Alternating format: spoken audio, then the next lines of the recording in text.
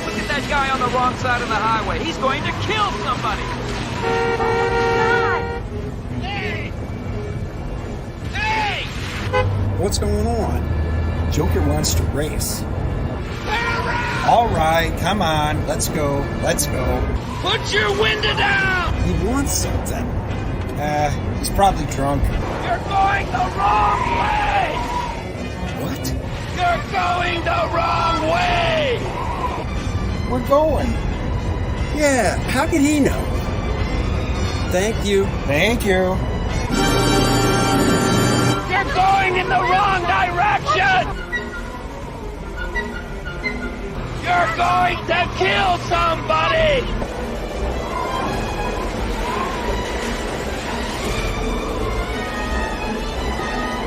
You're going the wrong way!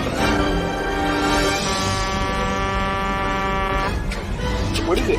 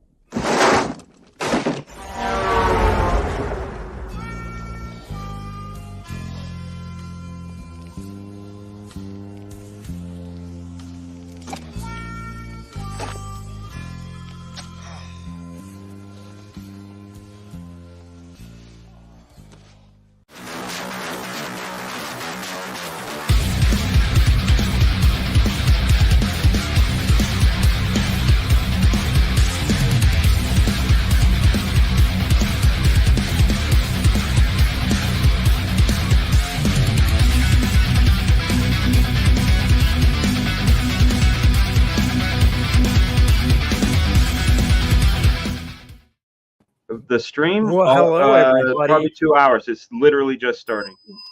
Fragga Boom is on stream with no camera. And I think he's on the phone too. He thought I was going to bring them all in separately. Oh no, That was my father. That was my father. I'm like, I'm on a live stream, Dad. He's like, what's that? No, he's like, oh, okay. How's that going? I'm like, it's gonna start. No. Started, Dad. Yeah. He does that great. You're like, Dad, I've got a Rottweiler biting my nuts. Oh, yeah, those are rough dogs, huh? So you're going to get orange juice when you bring it back to the house, huh? Yeah. Put some ice on it. Well, everyone, welcome to another episode of The Professionals, the rotating show that, as you can see, rotates from channel to channel every week. This week, it's my turn. Next week, wasn't even planned this way. It'll be Art's turn. And Art was actually the first one here tonight. I know, it's crazy. And I just saw a pig fly outside my window. Mm-hmm. Yeah. I just want to let everybody know I am truly number one. So Play the lottery tonight. That's right. The lottery. You should play the lottery. I just So, gave Grandma yeah, a heart so- attack. Here we are. Tonight's topic is funny books, humor comics, magazines, whatever. I'm sure besides the Batmans and the Supermans and stuff like that, we had a taste for some funny stuff when we were younger. I know I did. If you didn't, make it up, Billy. And Are war comics we'll have funny? a good round robin that way. Really, they were. What was Yeah. the Look at that guy wasn't getting his there- head bullet off. That's hilarious. No, there was a Gomer Pyle. What wasn't there? Not Gomer Pyle. Wasn't Sad there? sack. Sad Beetle Sack. Bailey. Thank you. Sad Beetle Sack. Bailey. Beetle Bailey's the one. Yeah. There you go. No, that's true. They did put those in comic book form too. Citizen Ronan, hello. Blue Boy Comics in the house, spouting What's up, off Blue about Boy? stuff. Hank Abbott, Citizen Ronan, Prater 7, Nordic Nerd, hello. Nordic. LEAI 4K GPT LE. Oh, LE's killing me, man. He changes his name every week and it gets more complicated every time. I know. He just keeps adding letters to it. Just stick with LGBTQ and you'll be fine. Matthew White, Stephen De La Vega, Marcus Kellegrew. What is up, everybody? Prater 7. Oh, look at that. Kenneth is in the Well, house. hello there. Kenneth What's up, Rocafort bro? in the house. Kenneth. Hello. He's a good man. Good man. He is. Exceptional artist. Good Wallace man. Art. Yeah. Got it all. There you go. Brocafort. Yeah. All right, well, let's start this party off. Art, you were first, which means you're first man up. Make us laugh, Art. Hey, I'm prepared. I'm ready to spill some damn ink here. I'm waiting to see if anybody crosses over with picks. We always will. We always will. I think there's like there's three that are the top. So I know those are going to get covered. One of the main reasons I wanted to get in early is because I wanted to get this one. And I think this is the mother of all humor magazines. It's National Lampoon's. And that gave birth to so much stuff. And it covered a wide range of topics. And so I have the Wikipedia here, and I'm gonna read parts of it just because I want to cover so much. It's so detailed. In 1970, the magazine was formed, and it was on a college campus. It was three guys, and they had a taste for like surreal parodies, things that were kind of possibly things that would get a strong reaction. Like there's one cover they had where there's a gun pointed at a dog's head. If you don't buy this magazine, we kill this dog. Like just tons of crazy stuff. And so I thought it was interesting. They actually had like ideas, like we didn't want to do Jewish humor, anti-Semitic or non-Jewish roots, Watts, Irish Catholic, with a weird strain of Canadian detachment. So what they wanted to do is they really wanted to do something, outside of the norm. So, and just something really edgy. And I think they wanted to really provoke people, possibly, anger them. And so the three guys, it was Kinney, Beard, and Hoffman. They licensed the Lampoon name. I guess somebody owned it, monthly national publication. And so they called it the Harvard Lampoon. So when they were in college in 66, that was their magazine. And they were one-shot parodies, such as like Playboy Life and Time magazines. A Tolkien parody book called Board of the Rings.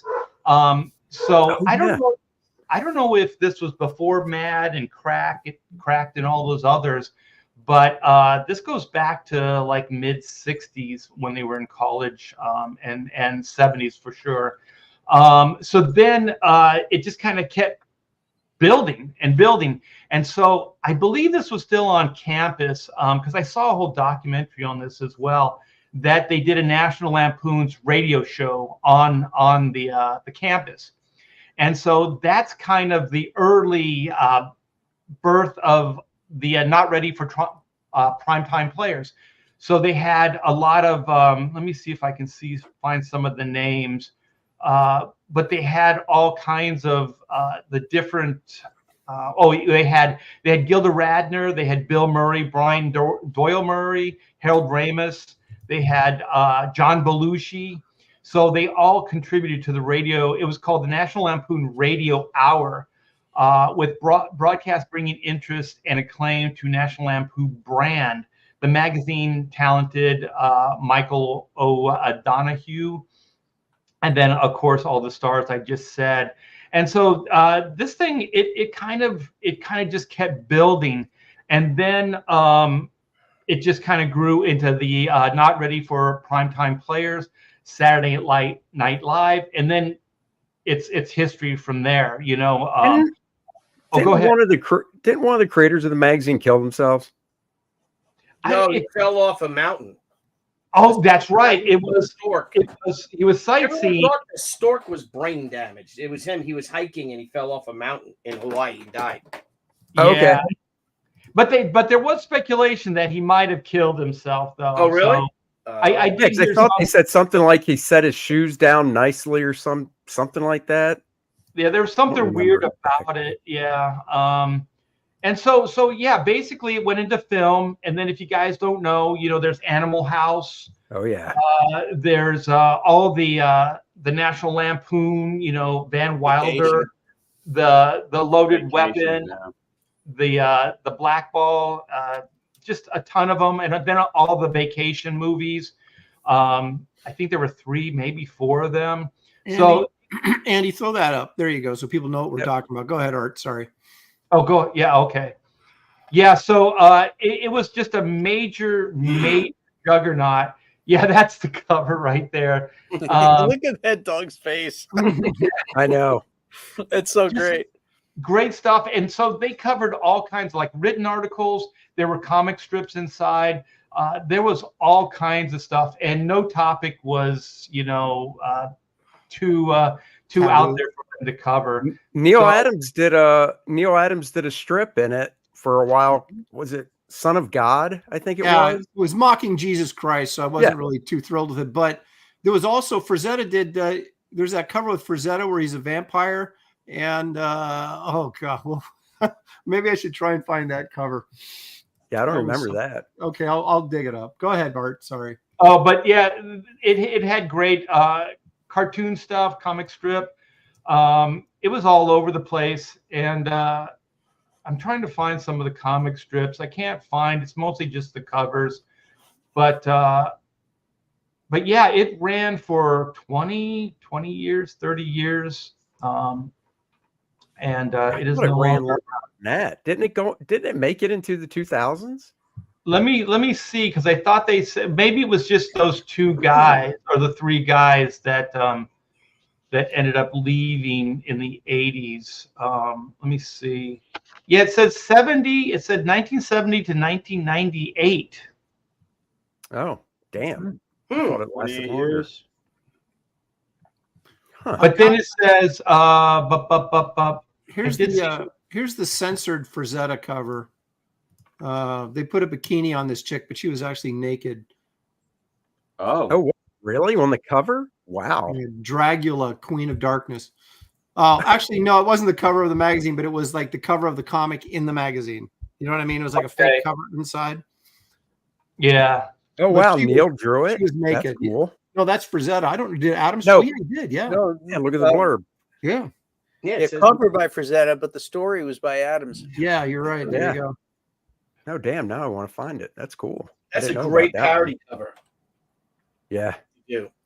Dragula, Queen of Darkness. Putting the bite on the big apple. Yeah. Wet your fangs on these, Tooth Fairy. Yeah. DC Comics. Oh my god. It meant something different. What is she? Rock and roll. What does she mean by these? What? Her calm hands down. are behind. Her hands are behind her back. She's not like holding anything out to him. What does she mean? She's presenting. You got to read between the lines, Dan. Yeah. I think it would probably be more in your face, literally, if they didn't paint the bikini on her. No, she was. Yeah, like I said, the actual drawing and inside the comic, she's nude. But if you search it, you can find it. I've seen it. I like the gay vampire, just like no. Well, she might be as pale as the sun, Yeah, I like also how bright it is, like on that ledge of the building. Oh yeah, yeah. Here you go. Oh man. Neil didn't know how to phone it in. All his stuff is so good. Yeah, for sure. At least back in the glory days. Back in the glory days, yeah. Oh, look at that guy. He's definitely on fire. I love that though. I mean, just that face, that stern old dude's face right there that Dragula's talking to. Oh, he's Dragula, so he's a gay vampire? Yeah, exactly. Yeah. I thought it was a chick. Okay, I get it. So Billy, I'm with you. I thought Dragula was her. Oh, I thought you were putting me on, Dan. Look at homophobic Neil Adams. Oh, that's right. We could have pulled that up and asked him about it. Look at that guy. Man, this is freaking nice. I've never seen this before. Hey, what was that movie where the guy was dead and loving it? He played like a gay vampire. What was that? Maybe it wasn't a gay vampire. That was the Mel Brooks thing. Dracula, Dead and Loving Dead and Loving It It. was Leslie Nielsen, wasn't it? Yeah, Leslie Nielsen. Yeah, but there was another one with the good-looking guy. Yeah, but he wasn't gay. It was Love at First Bite with First Hamilton. Yeah. Oh yeah. But then there was Zorro the Gay Blade. Yeah. Thinking of. And it was the same actor, right? Yeah. Oh yeah, George Hamilton. Yeah. But you know what, George Hamilton, I'm sorry, he always seemed gay to me anyway. sorry, George. He wasn't though. He was a player. Yeah. Well, he had the looks. He was kind of like Warren. There you go, Beatty. Dan. Right there. See that first panel? He was Warren Beatty without the talent. Yeah. I don't have my glasses on. Holy smokes! Look at that. Well, maybe Aaron can zoom in. Yeah. Oh, Andy mine. has I can this. do This that. isn't mine. Oh, Andy. Andy's soiling the program, not me. Mine had There it bars is. over them. Okay. Thank you. That's a Nolan really needs nice. Cape Crusader. Cruiser. It still reminds me of my favorite line Cruiser. in that movie. Sorry. Just one of the guys, you know. Yeah. I just like how repulsed he is by the woman. Like he's gonna. Yeah, but you know what's great? He turns into a French poodle. Instead of a wolf. Oh, this He is goes, brutal. I'll get her in the ankle and pretend she's George Hamilton. He does say that. Oh my gosh, there's a George Hamilton joke in there. Yeah. And she grabs him and throws the poodle off. How's it end? Oh, look at that nice upshot. Did he turn into a pink flamingo? Oh, it turns into an orgy. Oh my gosh! And Neil, That's look right. at that guy. The guy in the foreground on the. I mean, yeah, boobies, but Where- I mean, Her that guy. space is right between her. Yeah. I thought he was He's gonna doing this. play motorboat. Dan, come on. That's right. What do you mean? What do you mean by that? Oh, Daniel. Google it. YouTube Esquire, it, Dan. Are they incriminating Esquire? Yeah. You see the I'm going logo to in the save this so I can print those out. They're Oh, yeah. they're black and Yeah, white. Andy, if you could send me or send us all a link to that, because that's new to me too, man. I've only seen the Frazetta It's cover. nude to me. Thank you. Oh. Give me the bell. There you are. Thank you very much. There you go, Yeah. Andy. Share this, just in case All you right, guys I will. didn't know. All right. I just posted it in the private chat. Here we go. Grazie. It's Wrightson, baby. Oh, yeah. Oh, that's beautiful. He used to do stuff for National Lampoon as well. Have you guys ever see the Redneck comic strip he did? I have. No. Oh, I don't believe so. hang on a second. Let me see if I can find it. It was I'll bet you they paid really well at magazine. Oh, yeah, I yeah. bet they did. no, I've never seen that. I used to own this. Of course, I owned everything Wrightson did at one point. It's not coming up. There was I'll tell you real quick. He was it was just like a one-page strip, and it was this guy who was a construction worker. Yeah. And like it shows him on his construction site, and that these hippies are walking by, and he's like, "Hey, you freak," you know. And so then he turned into redneck. You know, he's just. And he had like a can of beer, and he like would open it and spray these hippies. They're like, ah! He's beating the crap out of it. It was just ridiculous, but it was a pretty funny one page strip. I think it's in this book if you can find it. So Oh, that's funny. anyway, That's funny. All right, Mr. Nolan. Well, I'm going to be sort of a contrarian here. I never liked humor comics. I knew it. I knew it. What? grumpy. Yeah, I mean, I always thought they were, Wait a never minute. funny. You Yeah. write a humor strip. Yes, but that's different. I It's always a felt comic like strip. the humor comics were Yeah. never funny. They were about events or things, stories, and the stories were never funny. They were like amusing. Like even if Yes. you read, Carl Barks, the Donald Duck stuff, it's amusing and it's beautifully drawn, but is it funny? It doesn't make me laugh out loud like if I'm watching the Three Stooges or Abbott and Costello, Interesting. or National Lampoon. or What about- that's more of an adult thing. I was thinking of What like about kids' Angel and comics. the Ape? Is that not a comedic type book? Well, I never actually, read it. that's what I have up here. Again, here I'll share it.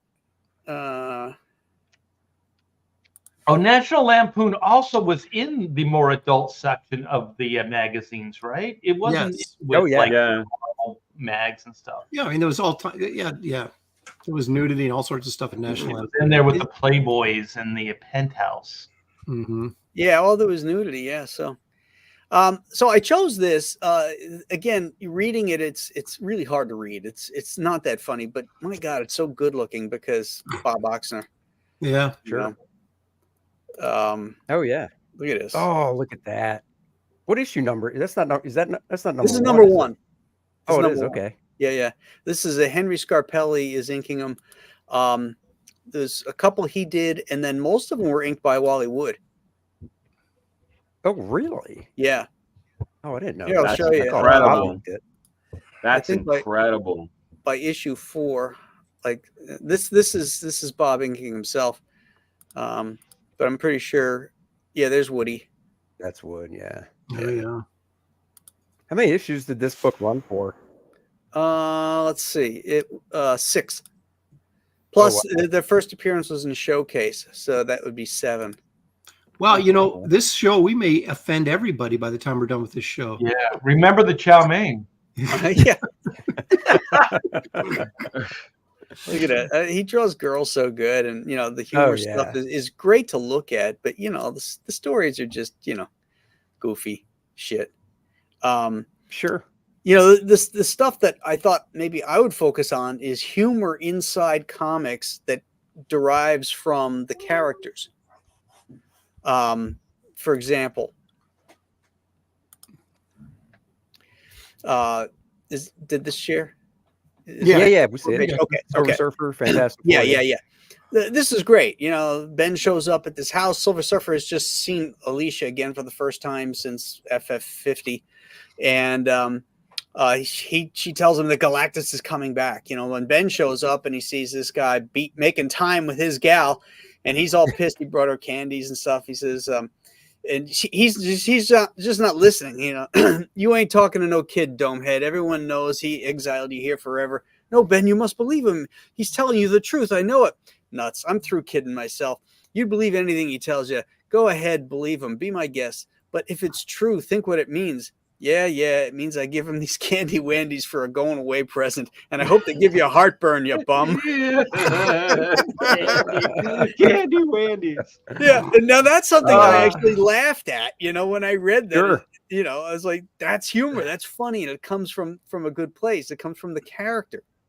And then you know, I've heard enough. Hey, boom! You know, I love that.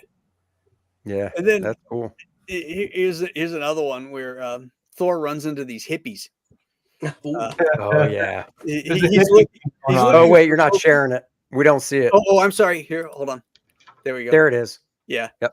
So this third panel. Hast thou seen Loki, him whose very visage be evil incarnate? What's the bit, man? How uptight can you be? Look, we don't groove your kind of scene. This is like Billy's nightmare. If some cat's bugging the establishment, that ain't our hang up. Tell it to the squares, Dad. We dropped out. Oh my God, what a bunch of fucking losers. And now they run the government, these fucking assholes. Exactly. I dig the hair and that guru getup, but that hammer's from nowhere, man. And then Thor looks at his hammer. He goes, "Thou deign to scoff at enchanted Mjolnir?" I know. Hey, that's wild. You even got a name for it. Then he challenges the hippies to pick it up, and here we go. They can't, obviously, but then he lays it down on him here, he says, "The true guru thou seekest doth lie within thyself. Heed you now these words. 'Tis not by dropping out, but by plunging into the maelstrom of life that thou shalt find thy wisdom. And there be causes to espouse, there be battles to be won, there be glory and grandeur all about thee, if thou wilt but see. Aye, there will be time enow for thee to disavow thy heritage. Yea, though thou mayest drop out forever, once Hela herself come for thee. But so long as life endures, thou must live it to the full, else thou be unworthy of the title man." That's such a great sequence, It's like, yeah, he's letting the hippies have it here, but it starts out really funny. Hast thou seen Loki? Yeah. Could you imagine trying to get this past Marvel right now? Oh yeah, yeah. You'd be banned forever. We are. Yeah. Hey man, you just assumed my pronoun. That's right. I love that middle panel. That middle panel's great. Yeah. Yeah. The energy that's coming off the hammer Yeah. here. What issue is this from, Graham? Do you know? It's Thor 154, I think. This is the very first part of the Ragnarok story. Oh, I've got it. I've got that. Okay. Yeah. Better be in nice condition, Lopez. It's in near mint, baby. It's beautiful. I love it. Thor just goes in. He's like a man on the street, just hanging out, you know. He's just walking through an alleyway, you know. Yeah. So great. An alley. That's where all the hippies hang, in the alleys. That's right. Doing their drugs. Hey, now one guy, he where is he? There's one guy here. Yeah. This is art right here. In his younger days. Yeah. Oh, that's what art looked like the first time I met him. He had long hair. Yeah, he's rock and roll, baby, all the way. He's a hippie. Yeah, it was red too. Art was dropping out, man, but Graham talked him back into dropping in. Yeah, he did the whole Thor speech, and I was like, wow, I'm now enlightened. Every time and now for you to drop out, Art. When he looked, I'm going to drop back in. Thank you, Graham. That's right. But that's the kind of I love humor in comics when it comes from the characters themselves. Yeah, sure. When because you're trying to write, it feels organic.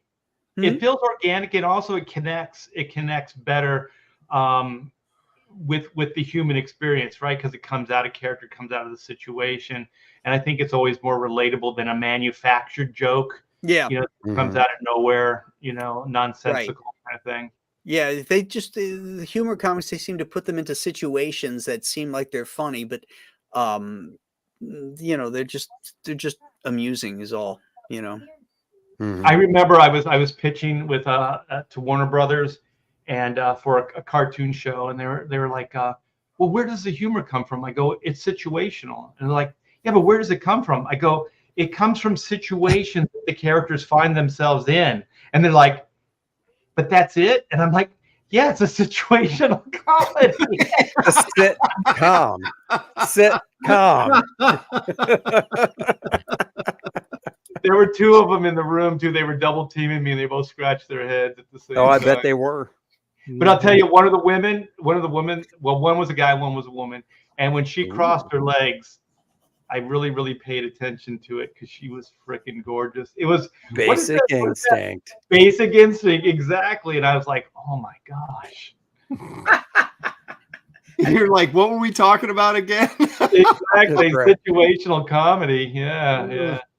Like, let's just say. Yeah. That's funny. That's funny.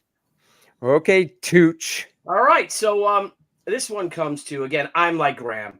I didn't buy funny books, if you want to call them that, humor. Of course, I love Mad Magazine, like we all did. Love Sergio Aragone's little drawings. In there, I actually when I was doing the book, the She Cyblade book, I want to have Sergio, and I offered to pay him to do like 3 or 4 little cartoons and have them in the page, between panels and stuff, just thrown in there. He's like, yeah, Billy, I could do it for you, but I get paid like $20,000 each for those. He's Sergio Aragones, I guess man. you don't want to do it because I can't see him getting paid $20,000 each, but Holy who shit. knows? Anywho, so I do remember a couple other things from my youth. One was it had to be a Crumb book, and I just remember this guy kicked his cat. It was one of the kids brought it in.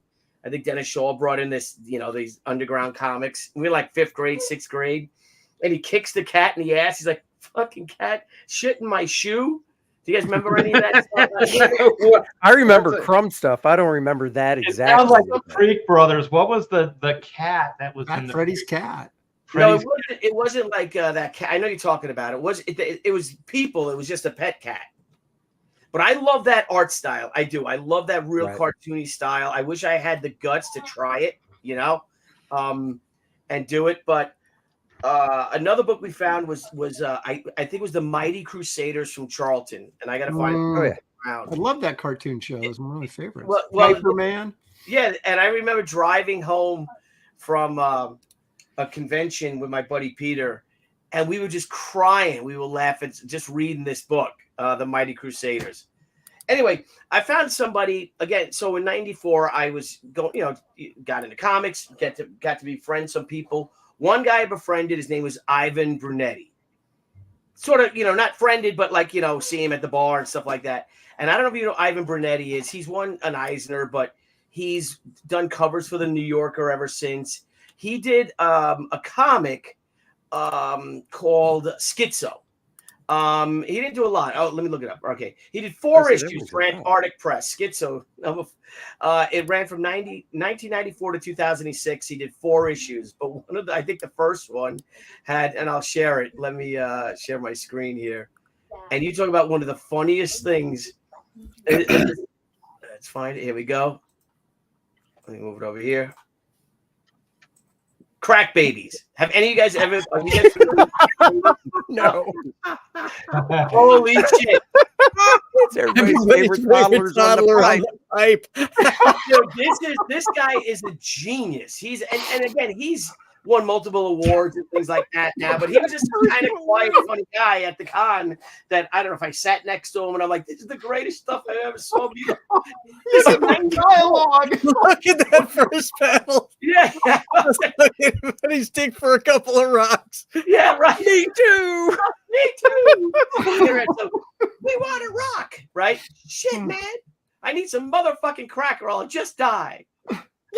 I said, I'll suck anybody's dick for a couple of rocks. Me too. He goes, let's kill a basehead and steal all his drugs. Yeah. Yeah. Finally fucking shoots this guy in the fucking head. Boom. Wham, right? Let's waste that jag off. Let's waste the jag off. My pee-pee's getting stiff. Oh my gosh. So look, now they got that crack, right? Man, oh man, I love crack. More than the Virgin Mary herself. Look at him fight the fucking I love that. Yeah, bros. We should read this. Let's do this. Okay, so Andy, you be the girl. And then you could be the little boy Dan, since you already started doing it. You want me to be the give me some, you hoe? Yeah, but okay. Andy, you be the girl. And maybe Art, you be the kid that's smoking the pipe, right? The man. Yeah. Okay. Go. You want me to start? Yeah. Yeah. Go ahead. Man, oh man, I love crack. More than my eyes are blurring. More than the Virgin Mary herself. All right. Yeah. Check it out, bros. This asshole had a fucking shitload of PCP on him too. Yeah. Who you give it some, huh? Give me some. Oh. Freeze! You little sons of bitches are under arrest. Piggy's here. They fucking stab the cop.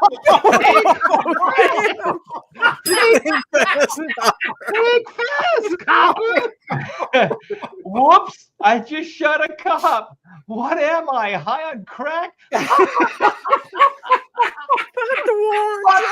On drugs. What is this? I need some more effing crack. Look at this. Oh I need a diaper change. Where's my mommy? Probably out on the street selling her pussy for dope. I need more crack. Oh my god. Crack Oh babies. my God. There you go. Everyone's favorite toddlers. You know what this is? Now This that's a funny comic. Thank You you. know what? That is. This is what Rugrats wanted to be. Fucking, I not love sure to about shoot this that. dude right in the fucking head. Blam. Look at that. Where was this printed, Billy? What is It's this? it's in the I think Antarctic. It's in Schizo. I think it's Schizo #1. It's a black and white comic. So it's so kind of like an anthology. Yeah, like stories and stuff like that. Is it just one page? I think it's just one page, correct? And it Because was I want more. Yeah. Oh yeah, dude. Is it asked him, addicting? He's a genius. know, He's a I was gonna recommend Big Blown Baby, but I thought no, I can't really because it's too racy. This is unbelievable. This is so much worse. Copper stabbing in the fucking head. This little kid, right? Hey, Aaron, that's what I was looking at, the Full Blown Baby and the Monroe stuff by Bill Ray. Oh gosh. So he now, so Ivan, he teaches at Columbia College, Chicago, where he teaches class wow. 1 comics, drawing, and design. So, but he's won an Ignatz Award in 2006. He's done children's books. He does a wordplay 3x4 comics as easy as ABC. Again, he's a best-selling author, New York Times best-selling author. Again, he does New Yorker covers for the New Yorker and cartoons for it. And he's just this is what it's about, man. Crack babies. That's what it's about. So yeah, Tucci did pretty good. That's good stuff. I think I would know my shit. Right, Aaron, you got to top that. I can't. But is seriously nobody going to do Mad Magazine? Is that too obvious? No, do it. I mean, I'm not. It's too I'm obvious. not. I got nothing. After Crack Babies, I got nothing. I got Mad Magazine. Crazy You don't crap. need any more. You don't need any more after that. Hey, Billy, there was a book called Cracked Comics. Yes. Yeah, but it's not about the drug. There you go, Andy. Let's share that. But it should. This is actually the only Mad Magazine that I own, simply because of the Frankenstein on the cover. That's the only one you own. Who drew well, I read them as Norman a kid, but I Mingo. never collected them per se. But I did. I saw That's this at a comic convention. parody of the Aurora model kits, right? So the monster's putting a human Yeah, model exactly. together. Yeah. No, I saw this hanging at a up on the wall at a comic convention, so I had to have it. But I can smell this painting. Yeah, right. Right, the glue, the paint, the testers paint, right, man? Yeah. You know what the worst thing they ever did is the glue smelled really bad. So what they did is they started scenting the glue, so it became like lemon scented model glue.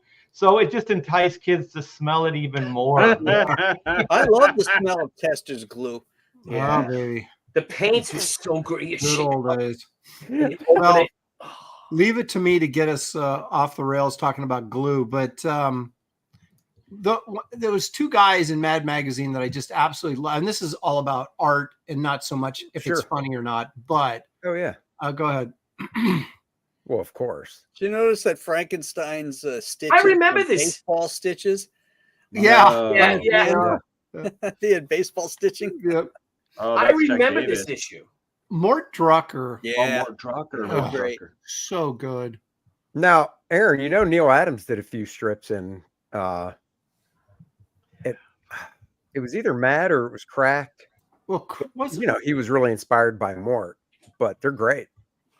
You know what underrated with Mort is just the ink line. The ink line is so freaking flawless. Mm-hmm. Yeah. He used to do war comics for DC. Did he? Yeah. Yeah. I thought he I don't think anybody captured likenesses. Go ahead, Andy. Like he did. Wow. Yeah, that's incredible. This would have been such a body language too. It's not just likenesses. He captures body language. I mean, when he did True Grit, he's got like these little pin legs on John Wayne. And but the way he has him standing, with the arm on the hip and the hip counter levered. I mean, he's got the posture down on these characters. It's great. It was just I'm a big fan of people that can capture likeness, and the amount of work this guy had to do and how quickly he had to do it. Mm-hmm. It's just remarkable to me how he was able to capture those likenesses and just so it seemed effortlessly, Yeah. Mm-hmm. Yeah, no, Mort was great. He said in an interview that it wasn't just about the likeness of the face, but like Graham said, it was about the body posturing as well. Yeah. That really helps sells it. I got some more here. Can't get enough Mort. I gotta show all my favorite movies. I had that Mad Magazine, the shark one. Yeah. The dog one. Yep, so did I. Read it to death.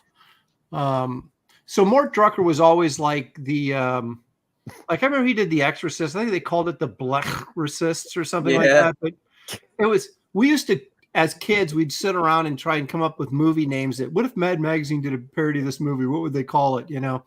Yeah. Because we went through one of those phases where, you know, we had this gang of kids, not a gang, but a group of kids in the neighborhood. And we went through these phases where all we did was put models together. All we did was skateboard. All we did was buy Mad Magazine, you know, and we'd go through it and then we'd burn out and then we'd go to something else, you know. Hey, Andy, share the screen. Keep going. Wait, where's your screen? It's coming up. Oh, okay.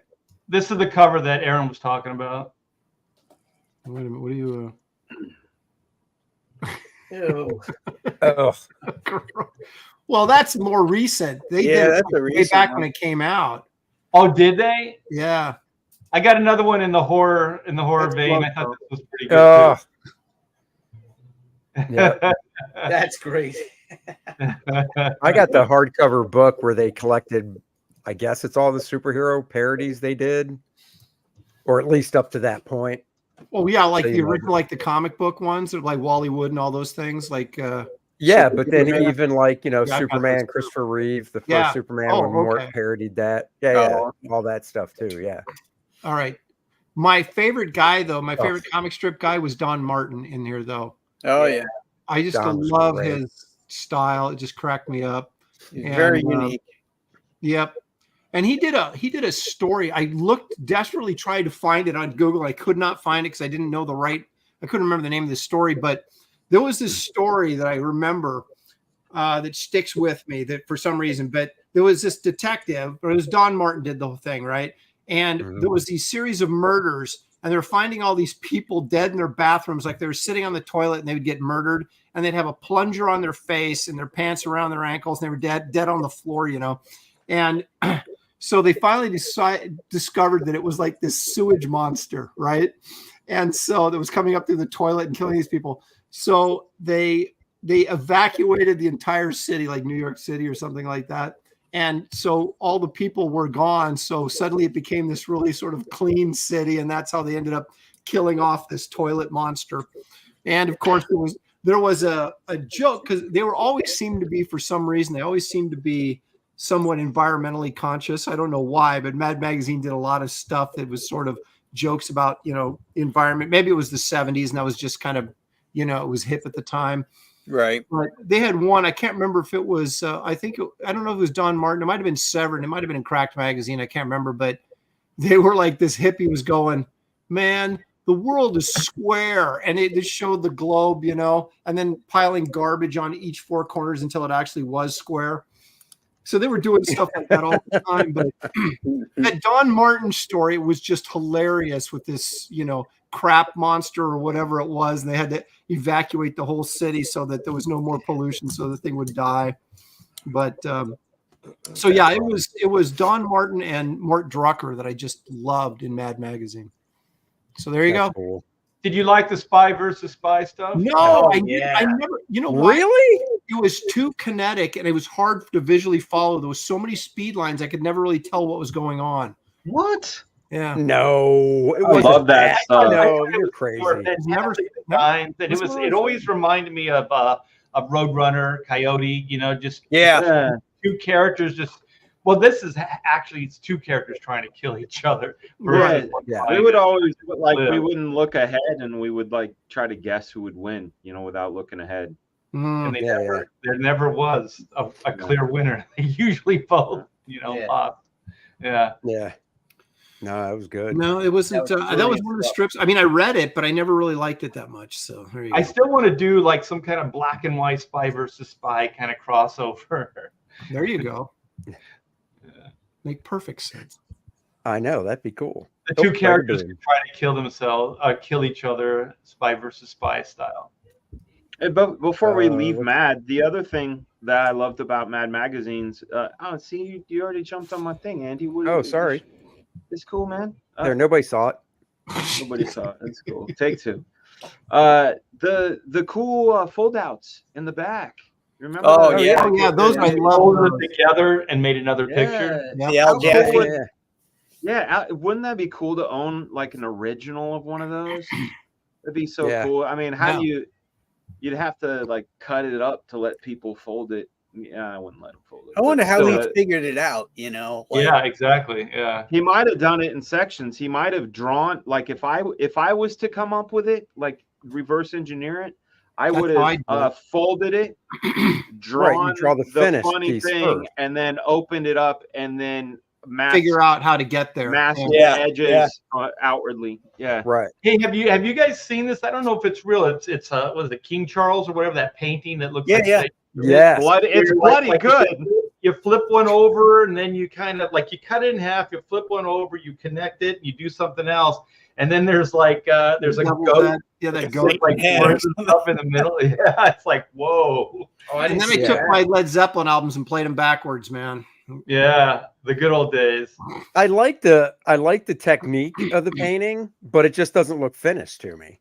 Well, Yeah. it's completely inappropriate for a royal painting, is the thing. It's more like a piece of fine art, and you're kind of like, come on. See Ozzy Osbourne doing that. Yeah. But instead of red, it's all black, you know? Mm-hmm. Was Sure. that artist hired by the royal family to do that? He got paid $8 million for it. What? Yeah. One $8 painting million and you retire. bucks? I'd have done it. I'd have done it for 4. Shit, I come in at 1. Yeah.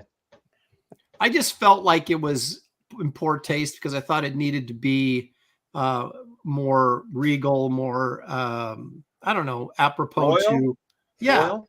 yeah. How would you Yeah. like to be there for the unveiling? The painting's Dude. up on the easel. It's got the cloth over it, and Charles is standing right there, and he goes, "Here you go, sir." You're just like He must have seen it before that, you know. I don't know. Yeah. Citizen Ronan says the artist is the son of a prominent politician. It looked a lot like Vigo from Ghostbusters. Yeah. Yeah.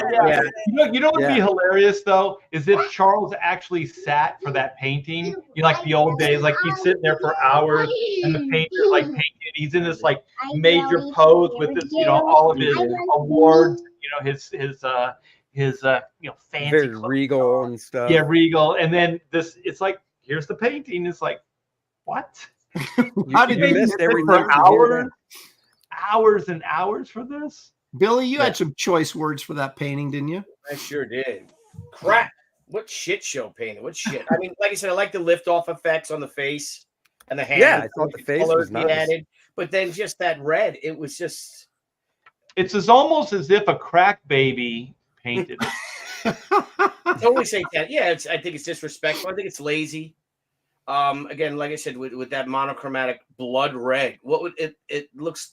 I mean, what were they thinking? I mean, They were thinking they were going to put like a goat in the middle of it. yes, maybe they're all. That's what they are. They're Well, all Satan worship. somebody said that the red was supposed to signify something from All the his wars he military days or created, all the something in his blood- youth. Sorry. Go ahead. No, I was just saying. I heard that the red was supposed to signify something from like his military days in his youth or something like He that. was never in war or anything like that. Well, I'm not talking like blood or anything, but something he wore or something. I don't know. I heard it and I'm like, I heard that explanation. I'm like, I still don't care because it's just so overwhelming. Mm-hmm. Yeah. You know, I would have believed it if it was more plausible to me if they said, yeah, he's a big fan of bacon and wanted to be smothered in bacon, and this is the artist's interpretation, you know? Like Bacon. Yeah, because it just looks like a villain Yeah. to me. Oh well. Yeah, I don't, Can I I pull don't your screen know, up now, Dan? Yeah, please. Much Hold like on. What's this? What the? That's Prince Charles getting the horse tattoo. oh That's the same artist. There you go. Oh, that Oh my fucking thing cracks God. me up. That That's like Robert Kennedy's drawing, you know. yeah. That's right.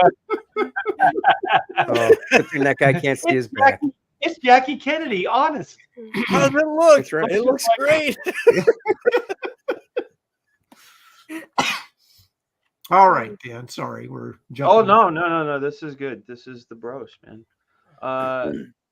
Cracks magazine. Unlike Fuddy Duddy Graham, I like the good humor rag. I have to apologize immediately. Graham, you're not a fuddy duddy. Okay, I apologize immediately. You know what? No, but I like Mr. Fuddy Duddy. Yeah, that's right, buddy. A little respect, Dan. Yeah, I'll put some spec on your name. So my homies and I, it's just like Aaron was saying. We had buddies we did things with, and we would trade Mad magazines and Cracked magazines. I myself preferred Cracked magazines humor over Mad magazines. I felt much like you, Graham. I felt like a lot of the Mad magazine was very on the nose and like laughing at itself, like it was too much. Yeah, but Cracked was slightly crass. Like they would do some things that were a little South Parky of its time, a little real kind of on the edge stuff when they made fun of people and some of the jokes. And they had Don Martin, who was really good. Let me see one of the covers. You guys know Don John Martin, right? Severin did a lot of stuff. Yeah. Yeah, John Severin did most of these covers, and he was awesome. That's Don Martin. Obviously. Don Martin, Yeah. man. I love Don Martin. Fantastic. Yeah, that's when he stuff. left Mad. Yeah. Suds McFrenzy. Yeah, they just had good stuff, but good art too. I mean, this was probably my era was more in here, 84, 85. Yeah, this, I mean, come on. And that's pretty fucking good, man. Who is that? Aaron Lakin? Amy Lakin? Something Lakin? Can't read Pretty it. solid, but could you blow up that indicia? yes, sir. Yeah, I was gonna say, like who was it was Marvel related. Was that That's what I was gonna say. I think this was like Curtis Publications or Paul Lamont, editor in chief, Aaron Larkin. That's who did the paint. Who did the cover? Yeah. Lankin. Okay. Lankin? go down to the indicia. Yeah, the indicia. It was like that Saul Brodsky, or how do you say his last name? Larkin Communications. Larkin Communications, 563 Fifth Avenue, New York. Well, Crazy magazine was Marvel related. Yeah, Crazy was Marvel. Crazy was okay. Yeah. Well, actually, in the Wikipedia, it says the magazine's first editor was Saul Brodsky, Right. who was better known as a journeyman artist and later production manager and a publishing vice president at Marvel Comics. So there is like a Marvel tie-in there. Yeah. Well, that's probably how they got Severin too. Yeah, because that's one of the things I loved. He would have not been working on it probably in the mid 80s like this, but in the 70s, he did all the covers and did all the movie parodies. Like he was there, Mort Drucker. Yeah. And right. He was really good at it. The thing is, because is this him here? Because this is pretty, that's really good. I mean, that's clearly looks Betty Drucker-ish. Davis. Yeah. Who's the publisher again? The name Doesn't that was on there? Oh, it doesn't say. It said Larkin Communications. No, I meant the art on that story you were talking about. Zoom in. Where do you want me to zoom in? To the first page. The inside front cover. This. Yeah. Can you zoom in on that again? Yeah. No, if you go down, go. Yeah, I know what you mean. Right there. No, go up. Up here? Yeah. Editor-in-chief, associate writers. Yeah. Okay. All right. So the artist list: John Reiner, Bill Burke, Tony Tallaricio, Walter Brogan, Arnold Franticini, Bernie Kuttner, Francione. Thank you. Charles Nicholas, Vic Martin, Al Scaduto, John Langdon, Cuz, Aaron Lakin, artists. But that's weird because this Hollywood stuff's got good likeness. I mean, that's clearly Nicholson and Brooke Shields. Yeah, this guy. Oh, here. I thought you were talking about Betty Davis. I thought you were making a joke. Oh, no. Oh, the Wikipedia says Jack Davis, Will Idler or Elder. Will Elder. Look how Al good that Jeffrey, is. Don Martin, and Basil Wolvertine were like one of the key people. Actually, Bill Ray's got a credit in here too. Greg Does What he is it, really? Teakston? Greg Theakston. Is that how Oh, you say yeah. Steve? Steve I think Ditko, Gene Colan, and Jack Kirby contributed as well. The other thing that I liked about crack magazines, and this is where we felt like the summertime bang for a buck, because in the 80s you made your nickels and dimes by finding them, like you would scrounge and look for change in bubblegum machines or newspaper machines, and you get it scrounged together. So what let's see what the price was on this thing, because I remember 25 cents. us having to share it. No, $1.25. No, Oh. Yeah, Was that $1.25. later, right? What's that? Was that later? What year was this? This is It's like 85. mid 80s. Yeah, I 85. remember it like 75 cents, I think. Yeah. So, but if you look up here in the corners, and if you like on the next page, you'll see here there's a little something, and here there's a little something. Yep. It was like after you read all the fun stuff and went through the book, you could actually go back into these little margins and stuff and Mhm. have a little fun with those jokes. They're all upside down. Oh yeah. Yeah. Isn't that fun? Look at that Eddie Murphy. See, spot on. Barbara. Oh, yeah. Look at Barbara Streisand. That's good. Yeah, solid. But yeah, Crack Magazine. I think it was just obviously Mad was the big choice. So I stayed away from it. I got a second choice too, but out of Mad and Cracked, I was more of a Cracked guy as far as the love stuff that Crack made me laugh. magazine too. I think I used to got buy them all. that. I got Crazy as well for a while. It just Uh, depended on for me, it depended on what they were parodying inside movie wise. Sure. If it was something I didn't care about, I didn't get it. Well, they really put it out there on the covers like this. You could tell. Oh, like, this. Let's offend some more people. Hello. So this is the summer movie, right? G.I. Joe versus Cobrat, Stallone versus Creeps, Schwarzenegger versus Crooks, Barbie versus Gem. Let's take a look at this. This is January '87.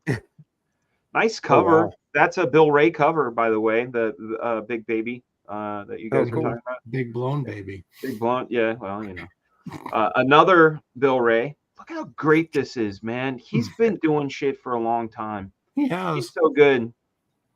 He's is one of good. the humor guys that I feel is unsung. And on my second round, I'm going to talk about another humor guy that I really enjoy. I just want to give people flowers. Oh, when that's they're cool. alive. You know Oh what I'm yeah, saying? But, Bill Ray. yeah, another Bill Ray. I mean, fun stuff. That's Stallone is Ray.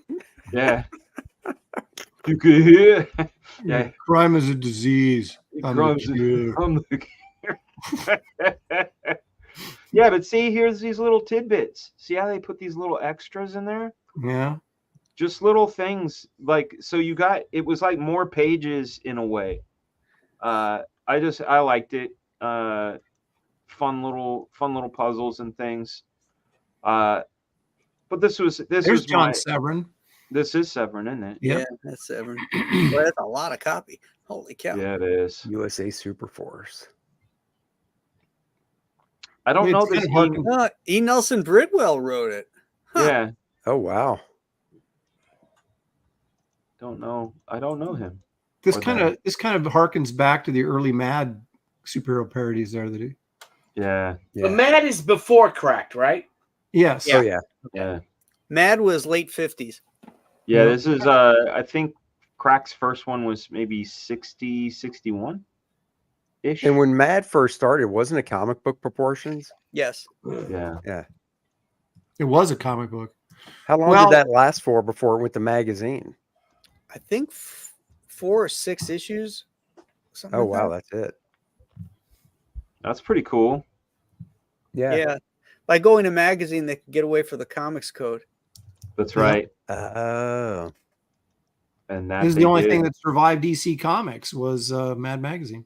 Look at G.I. Joe. That's excellent, dude. I don't know who this Sean Carey guy is, but this is it doesn't rival Michael Golden in any sort of way, but yeah, it's heavily influenced by Michael Golden. Yeah, this is in the 80s. So nice, this is 86, 87. Yeah, definitely. Yeah. Oh, look at the hippie plane, Philly. Graham. I know. Graham, Hey, Billy. Holy crap. Do Billy, you realize, hang on a second. Do you realize Cracked Magazine started in 1958? No, I thought it was Really? Before Mad? I just looked it up. It's the first issue came out in 1958. Well, what was the Wow. first issue of Mad? Early 50s. I think it was like 54, but I'm going to check right now. They had their own Alfred E. Newman too, right? He wore like a baseball. He was like a painter or something. Yeah, he was a little janitor. Yeah, janitor guy. Professor Smithy. Yeah, 1957 is what this is saying right here. Wow. Oh, that's the first one. Yeah. Have any of you guys ever had any of your characters parodied? Hey, that's Russ Heath. Yes, good shit. Have any of you guys had anything parodied? Yeah, I don't think so. Yeah, sorry. What'd you say, Billy? Liefeld did a thing once. Oh, right. You're into parodies. Yeah, I'm stupid. And Then, then parodies nuts on your face. Oh! He's been sitting on that one. I've been holding that. I had that loaded for you last week, and you weren't here. I was so sad. Mad started in 1952. Okay. Wow. Yeah. So beaten by a couple years. Yeah, this is nice stuff. This this Russ. Wow, that is good stuff. Yeah, look at that. That's real nice. It said Russ Heath was credited. This got So how funky many look years? to it too. How many years before Mad was this? After, it was 5 years after. Yeah, Mad. this is Oh, supposed to be 5 years after. 57. I don't know who this is, but it's fun. You know, it's like some of the. He's got who's that little? Oh God, Hogo. Yeah. There he is. The humor. My dad would have been reading this. If this was 57, my dad would have been 14. That's crazy. Cracked bot question. So anyway, it's cracked. It's cracked. Andy, your turn, man. Wait a minute. Hang on. is it? Hang on. Wait. Share my screen. Oh. Look at There you that go, Severin cover, man. That's beautiful. Oh, nice. I would buy Cracked Magazine just because of John Severin. I was such a huge fan of his stuff even when I was a little kid. This cover is actually pretty depressing. It's like it's this ghetto, and there's one beautiful thing in this whole scene. It's this weed growing between the cracks. But it's so well done. I know, but it's pretty depressing. Art's It's always just looking great, on it. you know, seeing this stuff back then done with real, real Watercolor. materials and stuff, and not obviously digital stuff because there wasn't around. Just is so cool, because So you look at Grell how published- delicate some of it is, and the detail in the background and stuff. Yeah.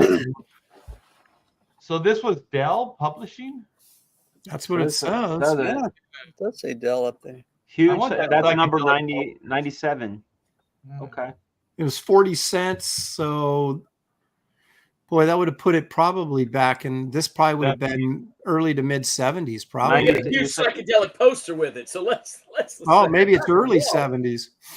I could take a look and see what it is.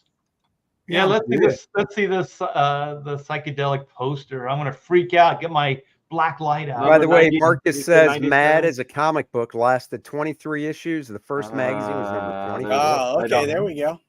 I don't have 97. I go from 39 to 104. There's a big gap. Oh But, my God! Yeah, That's what I she know. said. I know. Well, what year is 104? 104. That's a good question. Let's take a look. That's not that far. Yeah, I'll I'm share going my to say that it's at 40 cents. I'm going to say early 70s. Yeah. I'm going to go with 72.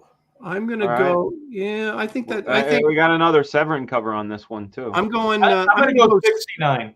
I'm going to go 73. I'm going to go 73. All right, right. going 69. Let's take a look. 69, baby. Let's take a look. Oh, that's 72 because it's Godfather. Yeah. 72. Oh man. So- And he's called the Rod Father, by the way.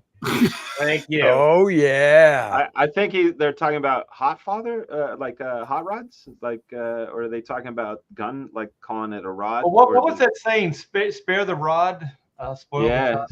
Yeah, spare the rod, spoil the child. Look at that. A family Severn. that slays together stays together. Yeah. Good stuff. Look at Solid. that Severn work, man. That's great. Mhm. There's a lot of detail in this. I know. Yeah, They It's cover it all up incredible. with word balloons. right. They had to have been getting paid more than if they were doing just regular comic book stuff. Oh yeah. Oh, Back yeah. then. yeah. Big I time. wonder if it looks like they did the same thing as Mad. Mad would letter everything first, then the artist would draw it. Ooh, excuse me. I wonder Bless you. if these guys Thank did it, because the funky word balloons makes you think that they did. Wow. That Yeah. Pacino is really good. Holy Yeah. shit.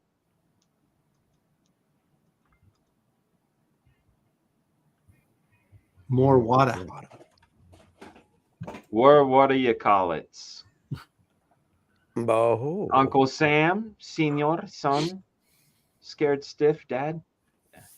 Cool stuff. Good stuff. Let's get to Nice. Good quality Oh, family entertainment right there. Yes. I think, well, Graham did share a comic book, so I'm not going to be the first one doing a comic book, but I got this. I saw this when it came out, this issue 1, and I bought every issue after, and I believe to this day I still have every appearance and every issue, reissue, and everything. Okay, let me guess. Good What old the? Megaton Man. Oh, No. man. Nice. Yeah, Don can draw his ass off, man. Don Simpson. Yeah. Yeah, Did you I say?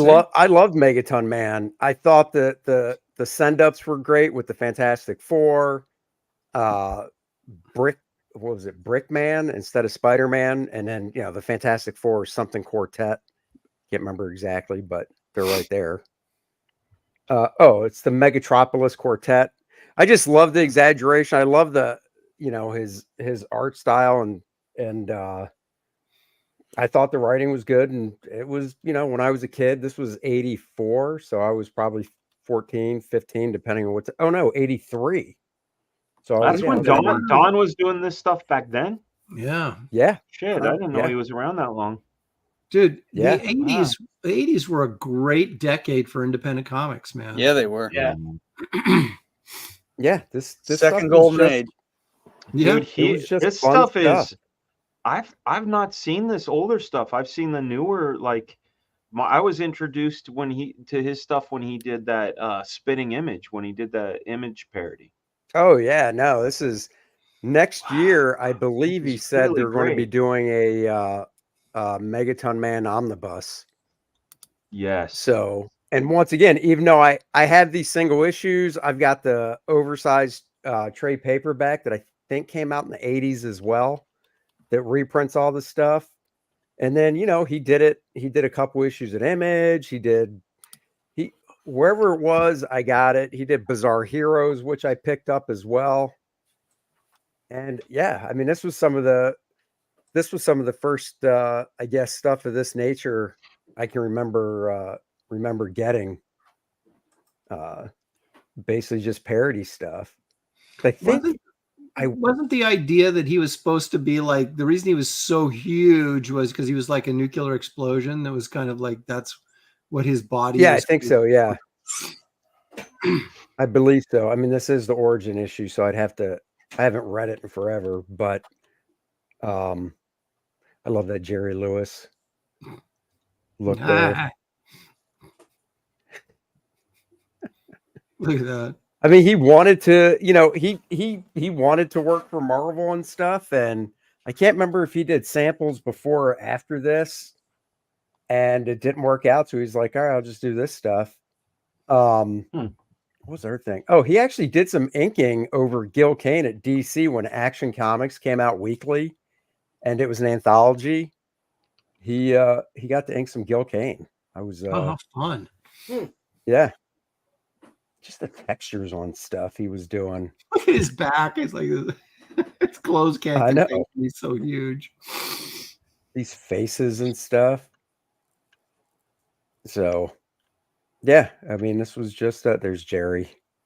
Marcus Killigrew says Simpson is such a grouch. I never met him. Yeah, He is. can be. It depends. Like I've talked to him at conventions and stuff. He's always been really, really nice and personable and stuff. On Facebook, he can kind of come off that way. Like they just had up on Heritage the whole first issue of Megaton Man. No kidding. Do you remember what it went for? I went and grabbed screenshots of every page because you know how good their scans are. Yeah. What it go for? And then he did a crossover with Savage Dragon, and I own 3 pages from that. Oh, cool. Which is really cool because it's the only way you could get Larson stuff because he doesn't sell the Dragon stuff. So back in the 90s when I first met Don, I just asked him if he had any he wanted to sell, and he was like, yeah. So little Doonesbury send up. But what did it go for? Thank you. I'm trying to remember what it went for. It wasn't like I was watching it for a while. Why don't we look it up? Yeah, Dan, look it up. You brought it up. All right, thanks. I brought it up. Well, look it up. On Heritage, you said? Yeah, it was on Heritage. It was within the past 2 months. Okay. I'm trying to remember because it was really low. And when I mean really low, I mean for a while, it was just a few thousand. And Comic Book says it went for $50K. So I guess we'll find out. Opening bid. Dom's. That's just a specialty drawing. I need to look for past. By the way, I love this. I love that mechanical, looking Megaton Man. I love how lumpy Megaton Man is. Just I love that. Yeah. And then the skinny legs and ankles. Yeah. Wrists and ankles rather. Mm-hmm. It's a true cartoonist right there. Yeah, I love it. It really is. And he's still, he put out a couple new books last year. I got one from him at Heroes Con, and I got one. I had to order it from Diamond because it wasn't out yet when he was at Heroes Con. So his women look a little like early John Byrne women with a big, when John Byrne does cartoon versions of women. His Simpsons work always reminds me a little bit of that, or one influenced the other. I don't really know.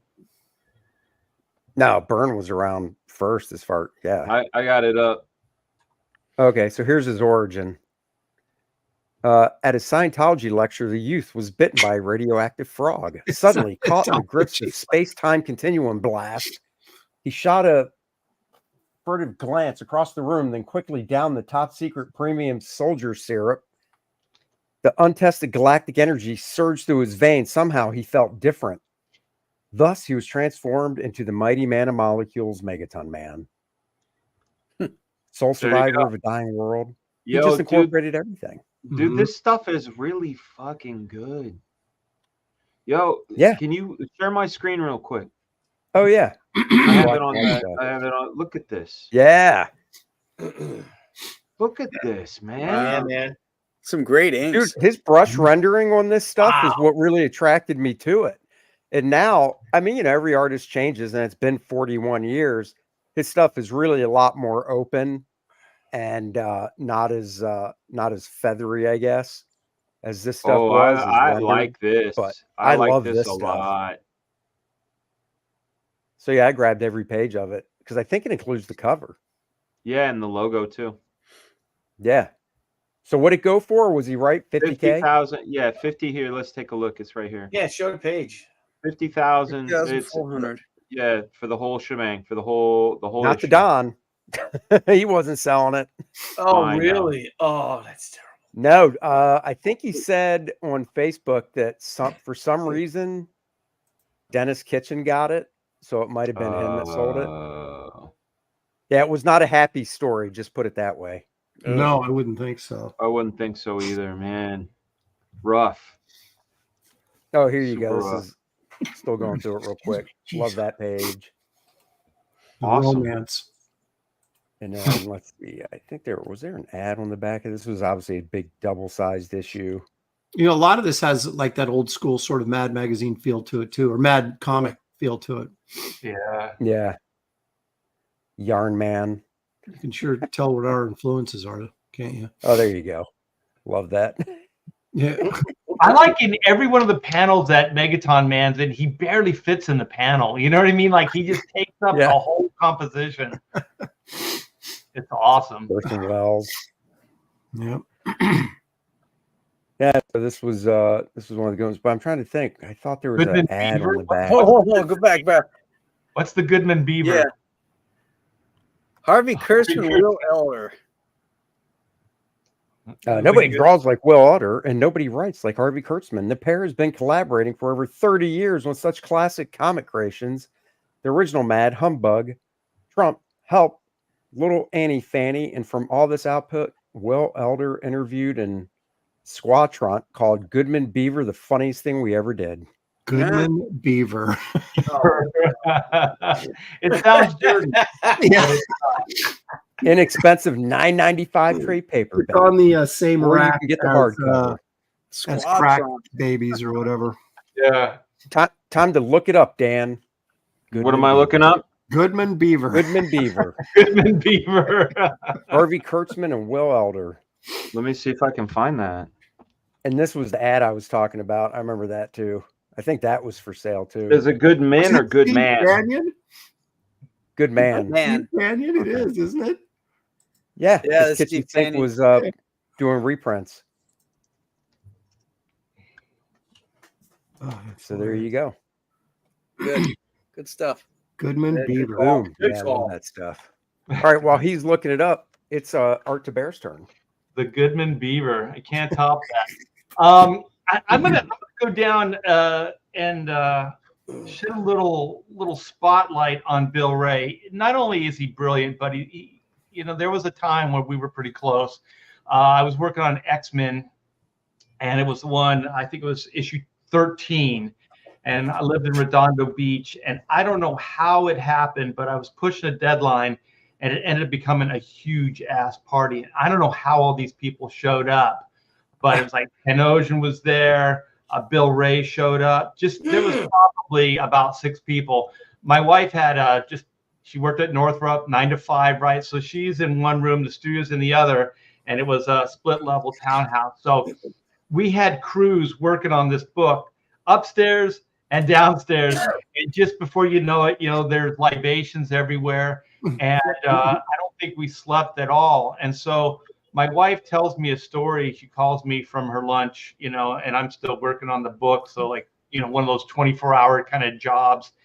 And she said, who was that guy? He was really tall. He looked like a street guy, had this long, greasy hair and stuff. I go, I think that was Bill Ray. And so thank you, Bill. I think you cut some zipatone for me on that issue, but I want to pay it. I want to pay it forward here with a little tribute to Bill Ray. Bill Ray's a good dude, man. Do you remember what job that was? It was X-Men 13 that I X-Men penciled. 13? Yeah. Have you seen Bill Ray's fine art? Oh, He's really good. incredible. Oh. He is incredible. Oh no, I haven't. Freaking Yeah. amazing. Yeah, You know he what? does these street scenes. Yeah. Yeah. Oh man, they're so good. Yeah, he was in Riverside, and I lived in Corona, so I was close by, and so he invited me on one of his, when he was painting, and so he has this whole professional setup. He's got this umbrella on his easel and everything, and I'm driving to this really bad area of town, and there's like fences and keep out and all this stuff, and there's an abandoned train station. And it just looks dilapidated. It's horrible looking, and he's painting this thing, and I was like, oh shit! And so we hung out for a while. He's painting. We're just hanging out, and so then we went into Riverside, like the downtown area, and so there's museums and stuff. And as we were talking, I finally had the nerve to go, why are you painting like just crappy places? And he goes, I find inspiration in these locations. And I'm like, this is all decay. This is all like horrible places. They're great though. He goes, I don't know, man. It just is. And so he's a great guy. He's a little askew, but just like we are. Eccentric is the word you're looking for, Art. Yeah. And so this is Big Blown Baby right here. So I think this is the back of the book. Yes. And I remember he gave me one of these. He was over at the house, and he's like, here, I want you to read this. I was like, oh, cool. And I think it was a party, right? And so I just left it on the table, the coffee, the living room table. And so we had other people there. And so after he saw me set it down, he picks it up and he hands it back to me. And he goes, you might want to put this somewhere else. Oh, no. Because my family is there and everything. And so later I found out, what it was all about. But these are some of his Ren and Stimpy paintings and stuff. Yeah. His color sense is amazing. Yeah, when he worked on Ren and Stimpy, he did all those like close-ups, all those painted close-ups, like of teeth and face, stuff like that. Those were so nasty. They were great. Yeah, they were gross, but they were so perfect. They were so well done. So he did Hellboy Jr., painted this cover up. And just so good. And then this is Monroe. I've read this. It's not that funny, but I think his pen and ink stuff, brush stuff is pretty cool looking. Mm-hmm. Monroe is this little like guy with the antennas. A lot of nice zips. So if you can find it, it was in a Dark Horse book, but I can't for the life of me remember what it was. But Hilary Barta drew it, and Bill Ray wrote it. And it's called the Ginger Beef Boy. And I can't even begin to tell you, it's so inappropriate, but it is so funny. Is it like Goodman Beaver? Maybe. But yeah, Hilary Barta drew it and Bill Ray wrote it. I think I have another one here. Where is it? Well, that's good enough. That was my tribute. So the real thing is, I'm going back to comics like Graham did, and so this was my introduction to humor when I was a kid. So I loved Hot Stuff, and I liked the little. Oh, little I love that comic. Yeah, Satan. So I loved all the little heat gags. And, it wasn't the trident like sentient or something like that. It actually was a character. So he had his little trident, and I never read this crap. I mean, this. Whoa! Wow! Damn! Well, you know what? I have to cop too, man. I was a kid, and you know what? I always bought this stuff after the superhero, like because the spinner rack. My local liquor store would keep that stuff on the rack until it's sold, right?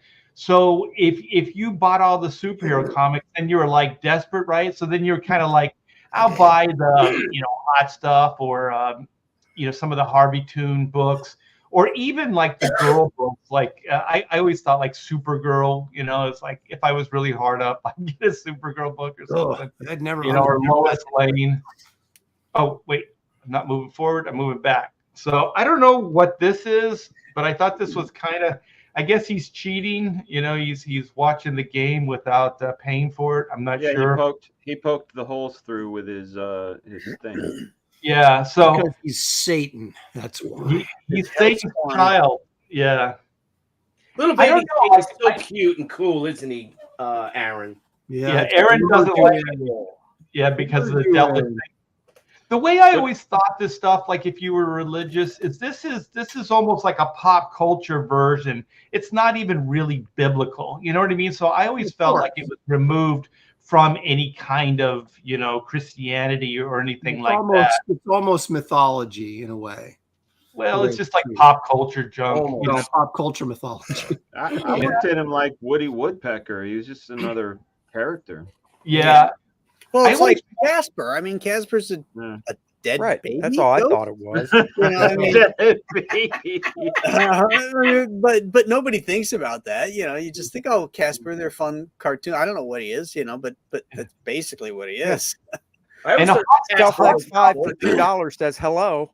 Hello. I always wondered. By the way, I found Ginger Beef Boy. Oh. I see Dan found Goodman Beaver too, so we'll look at that too in a bit. Yikes. So I always thought like if Casper's a dead baby, then Hot Stuff is an evil dead baby, right? Yeah, Right. So Some people say like he's the son of the devil. I did a Wikipedia search. He's none of those things. They never gave him any real origin because they probably didn't want to, because you don't want to bring too much reality to this, you know, it falls apart. Yeah. Don't think too much. yeah. Yeah, exactly. But I always enjoyed this as a kid. I you know, as a kid, I thought these side gags were pretty right on. So this all worked for me as a young kid, you know. I love like that they use like iconography of shit that we know is hot, you know, like a radiator. He sleeps on that to stay cool. And the hot slide, he's so hot he burns through a hot slide, you know. Yeah. And he's planting hot chili peppers and chili beans and all that kind of stuff. So yeah. as a I kid, wonder how many ideas that creative factory there at Harvey Tunes was like, fuck, you got another hot joke? Yeah, we're running out of hot. I know. What you gonna do, man? It came out in 1957, so it was probably running hot by the time I was reading comics, you know, in the early 60s, you know, begging my parents for comics and stuff. So, and the creator, I always want to give the creator, it's Warren what is it? Creamer. Creamer, yeah. Oh, Warren. Kilgrew said it. What up, Jay Bomber? Yeah. So I think it's still kind of iconic to this day, maybe more so than Casper, I think, anyway. There's this place called Torchy's here. They just completely ripped off that Hot Stuff character. And it's a little like, you know how they have those food trucks? It originated as a food truck. They have them all over Texas, especially in Austin. And so they were so successful, they have a couple like actual restaurants, and they're quite nice. But they have the whole like Hot Stuff, you know, kind of decorated. And then the door handle is that trident. So when you open the door, it's got the red trident, you know, and everything. So it's pretty good. It's pretty fun. The food is really good. So anybody that's in the Woodlands, go check out you know, Torchy's. Would you say it's devilishly good? It is. I forget, they have some kind of slogan like that. Yeah, to die for, or it's hot, you know, or something. I don't know. Here it is, ladies and gentlemen, Goodman Beaver. This is the Goodman Beaver. Is that all we can see? This is a family show. Yeah, Goodman Beaver. You know what tripped me out is I'd never seen this before. Of course, I've heard of Kurtzman, but not Will Elder. And when I got to these faces, these reminded me a lot of Kurosawa. Like this face could be an Akira, you know, like just the type of line work. So now we know where they got it from. Maybe, who knows? When did this come out? Will Elder was one of the original editors at EC Comics. Okay. Oh, look at that. We got a bit of an echo. I'm going to turn my mute on. Let me see. Check. Hey. Oh, no. Not me. Oh, I'm muted. Oops. Didn't want to do that. I meant to do that. I feel like I've seen this before. Or are we still muting? I'm muted. There we go. Good. It's not me. Cool. Not me. I don't know. Oh shit! He put the gun in his mouth. That's a Goodman Beaver, man. What's the matter with you all? Does that cry of an ape frighten you? It's not ape. All Africa know this. It's white jungle god. Oh boy. Yes, I can hear the echo again. Yeah. It's Starzan. So this is their way. So this is a parody magazine too, huh? Mm-hmm. Or trade paperback. Really good stuff, man. Wait, go back. Well, shut my mouth. It really ain't.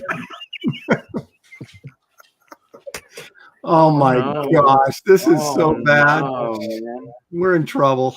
What's going on here, boy? Oh, okay, we're done. we're done with that. Man. You know when I'm it's out. our sensibilities, it's pretty bad. Goodman Who Beaver. wrote There that? it is. Who wrote That was Kurtzman. Kurtzman. Harvey Kurtzman. Mm. Who's a one funny dude, but man, yeah, that's not Apparently for our so. show. Yeah, That's, next time that's you get for one for Harvey. it's not midnight yet. Yeah, it's for the Jack No. show. Oh, Yeah, my that's right. Lord. Or ballers. Yeah, exactly. That's right. All right, Graham. All right, I found one. Okay. Yeah. Isn't it Your shared? Heartbeat. No. No. I know I heard that heartbeat. I was like, what's that? Doom, doom. Yeah, no, nothing Oh, shared. I know what I did wrong. Okay, hold on a second. Yeah. I must have kicked that. All right, here we You go. pulled the wrong lever. There we go.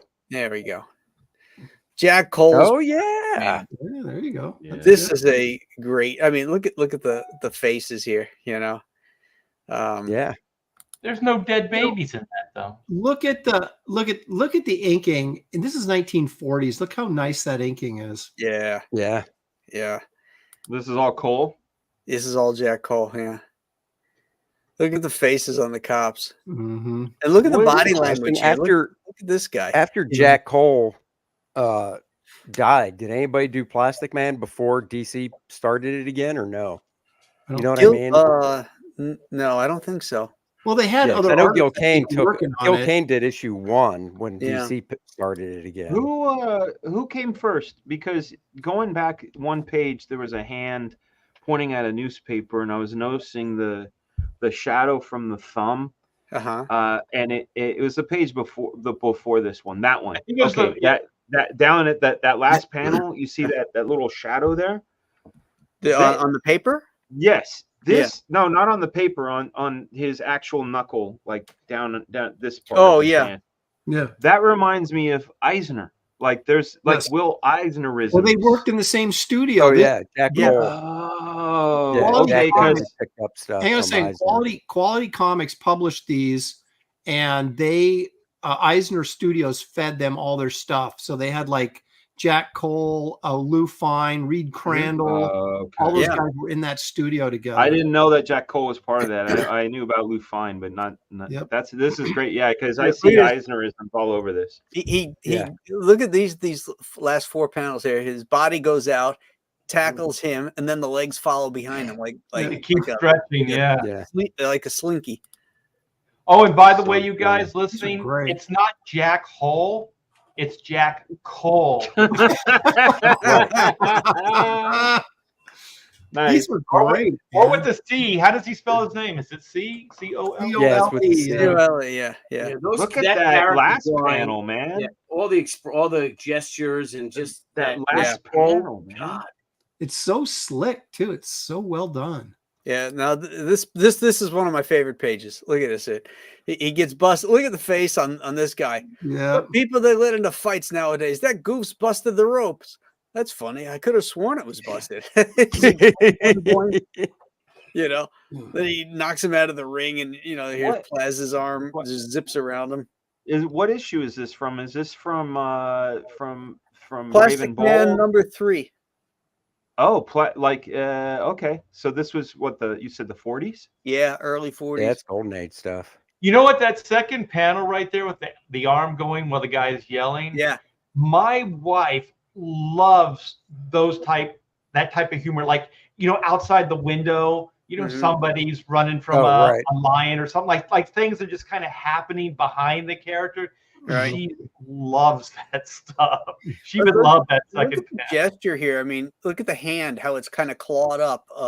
He's like the referee's hand, and then Yeah. just the silhouettes of the faces behind him. Just great stuff. Look at this. Look at the shadow here. Cast shadow all over. Mm-hmm. Yeah. It's funny, back in this time period, the guys that were doing really good work were miles better than everybody else. It wasn't even close. Right. And there wasn't a lot of them. It was like him and most of them came out of Eisner's studio, to be honest.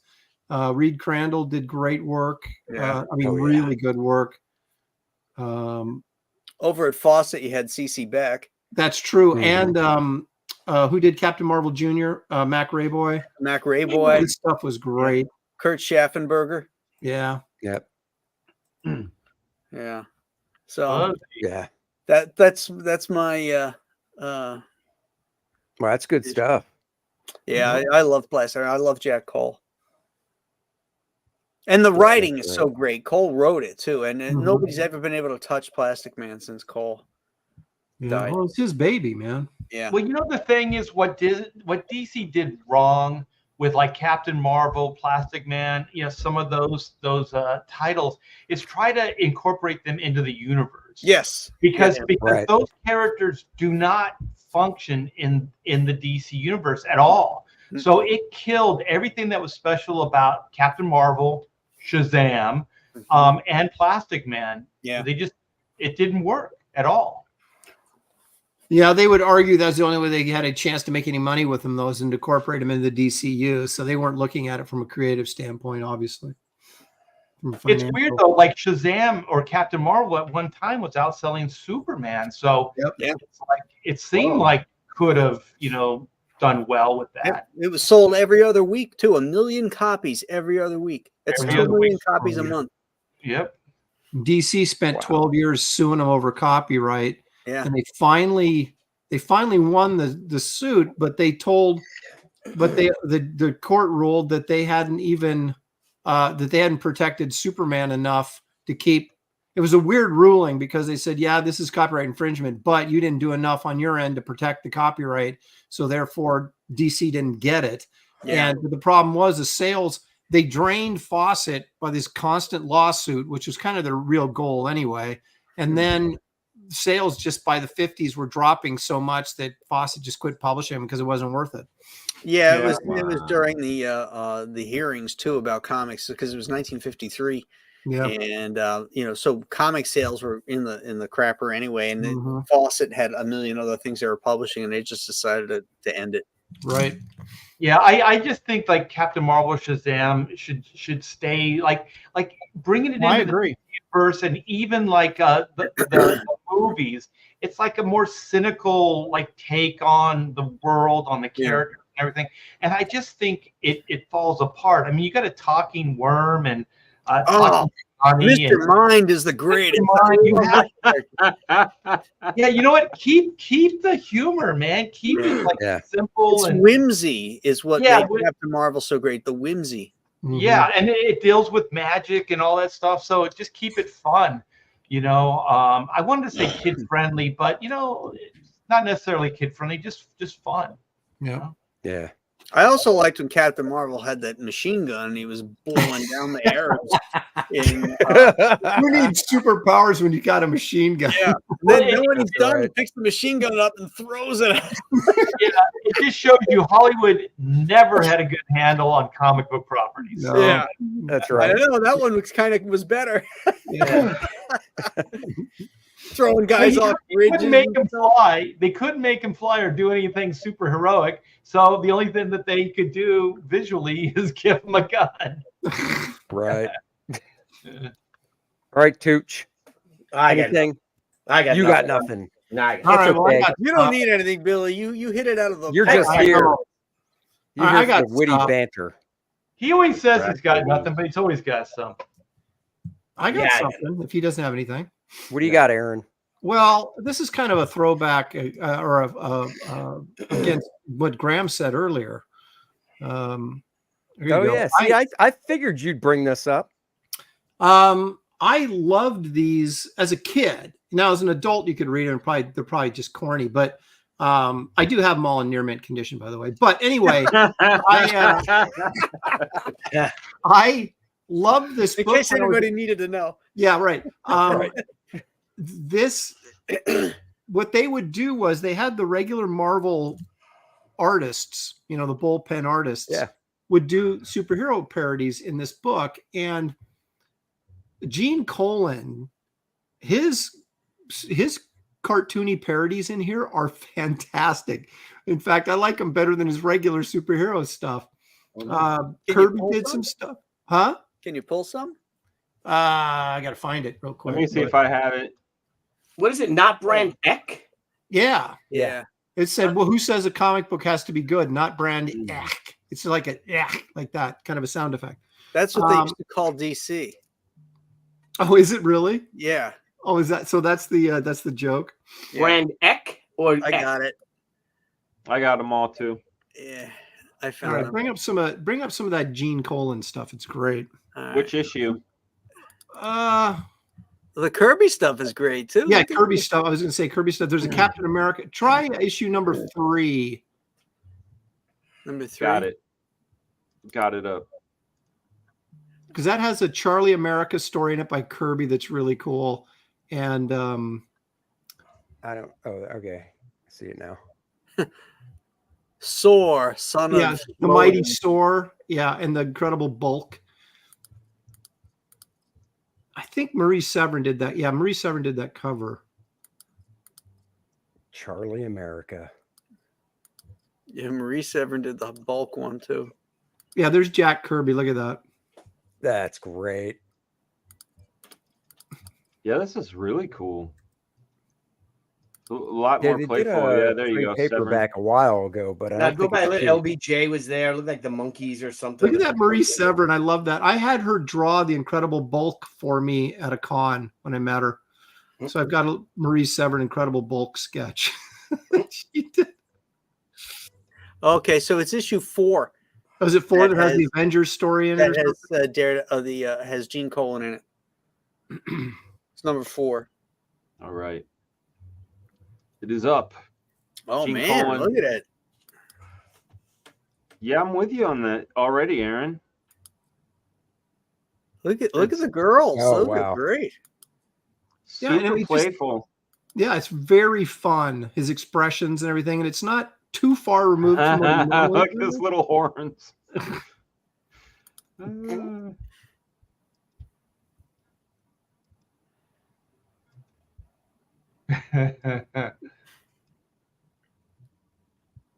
There's a Yeah, you great. can I definitely think tell issue. it's I think Gene. issue number 7 has an Avengers story by him that I really love too. Who did Neymar? That looks like Severin Marie again. And what years were these? No, maybe it was 6. Hang on a second. I've got it. I got it on my rack right over here. Let me grab it. I want to What say like year- 68, what year was 69. Was this 69? They When had was it coming out? LBJ there earlier, and it looked Oh, like that's what we just monkeys looked or at. some kind of hippies or something. This What one's year? written- Is, what year did this come Roy out? Thomas. Roy Thomas wrote this one. Is that Ringo 67 Starr? is Look, number Ringo 4. Starr. Look, Yeah. Oh, in the Submariner one, there's Lloyd Bridges. it's a Jefferson airplane, he says. Brand Eck. What year was this? 60, number 4 was 67. Wow. So it must have been 66 that it started. These things aren't cheap either, like trying to get the back issues and stuff. Yeah. Well, if you get them No, beat they up, are not. get 'em. I got Even some in crap stuff with my condition, spinner they rack. can be kind of pricey. Hang on a second. The one with God, there's a great Avengers one. What number was that? Maybe I don't know. Maybe 5. I don't think it's in 2. But there was a great Yeah. Avengers story that Gene Colan did. Peace and Quiet I'm looking issue. through Oh, them maybe. online. Number 5 is the first appearance of Forbush Man. Hell yeah. Worth a fortune. Not really. Is it? No. Oh, This is the you one you're don't talking know. You about. never know. There it This is. one you're talking Yeah, about. This yeah, one. here we go. What Avengers issue number is that one? Charlie America. Charlie America. John Tartaglione and inked it. Yeah. Hey, that's Billy's old neighbor. Yeah, it's my mentor. Ah. Daddy-O, I called him. He called me Billy Boy. Billy Boy. Hey, Billy Boy. Hey, Daddy-O. I just love all of his giant man stuff. Oh, what is this? Oh, That's Maurice cool. Thung Just versus the way his Hulk. face is going up into itself. The Hulk is saying Jeepers. Yes. Jeepers. No, Frank Giacoya. I just got a real kick out of reading these and seeing like the Marvel artists do like goof up their own characters. Yep. Yeah, these are solid. I didn't realize that they had the top tier guys doing these. Oh yeah, Oh, they had everybody. I mean, well, back in the '68, they didn't have a huge stable of artists, so they used who they had. Now I think it's Right. important to bring this up also. There you go. I'm going to share that, Andy. Yep. Yeah, the What the by Aaron Lopresti. Come on, man. Damn it, Aaron, you're taking my pick. Oh, is this your pick? My pick is what the. Okay, What we'll take it. the- I'll save it for Dan. But I had to, that was the first cover work I ever did was for what the first. I wanted to bring this up because we were talking about Mad Magazine. I forgot about this. When Bill Morrison was in charge of Mad Magazine, Kit Carter was this close to being a regular feature in Mad Magazine. Oh, Really?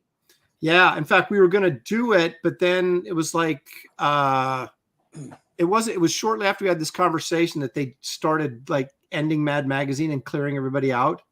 And so it was like, Do you think if you published with them, they would have pushed you to be more racy with the? no, Mad wasn't that racy. They Well, probably would have yeah, had her, you know, they were very anti-Trump, so they probably would have had Kit Carter having to say something negative about him. Yeah. What if they did it Wait, like how little long ago Fanny was Annie? How long ago was it?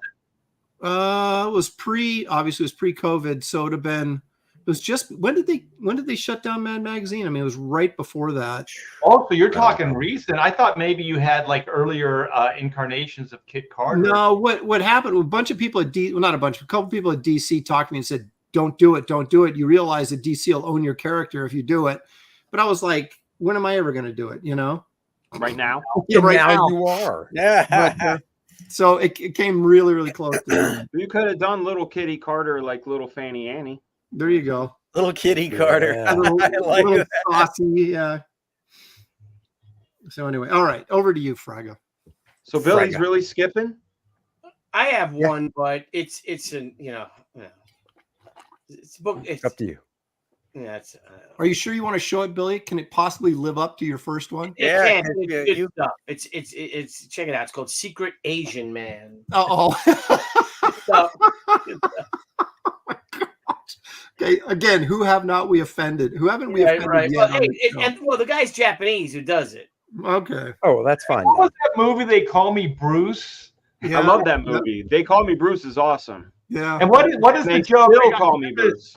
As a kid, it was like I was once hit by a Toyota. Oh, what a feeling! Because wasn't there? Oh like, my God! Yeah.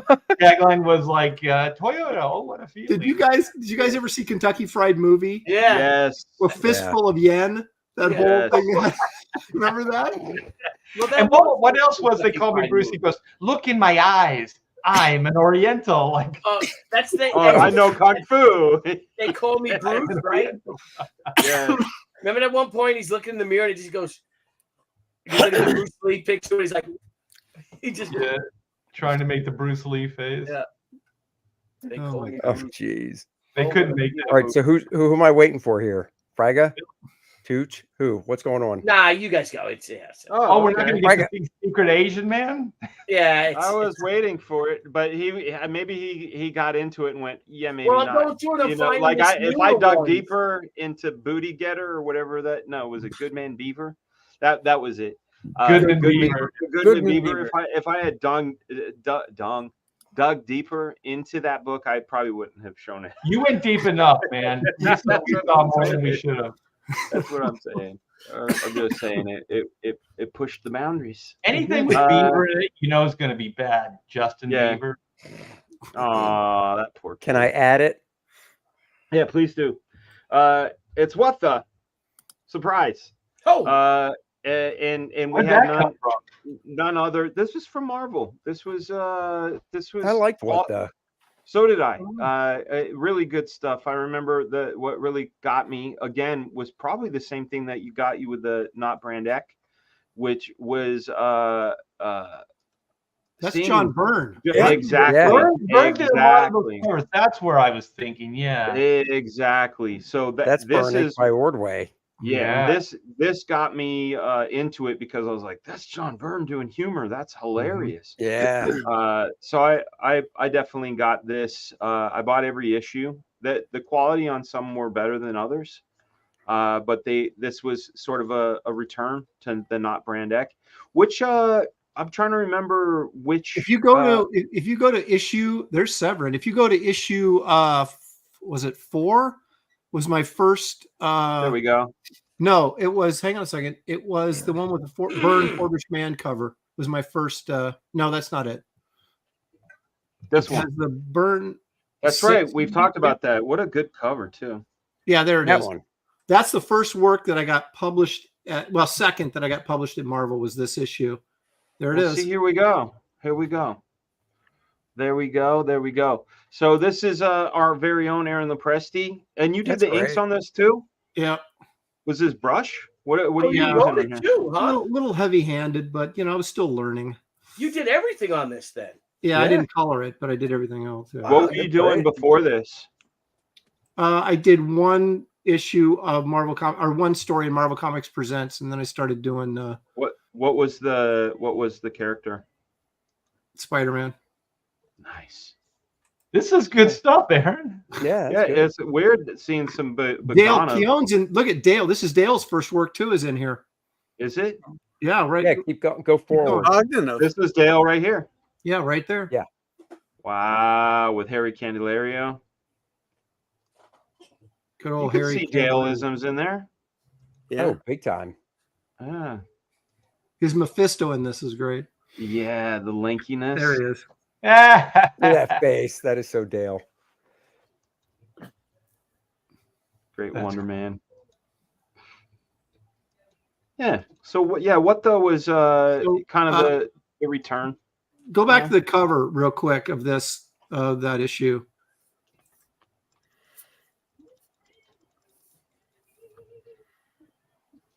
I know. I think you talked about this before. Isn't there something wrong with an arm or his something? forearm. Yeah, his forearm. I did touch up on the Burns original on this because he had Forbish Man had gloves on, and so Wow.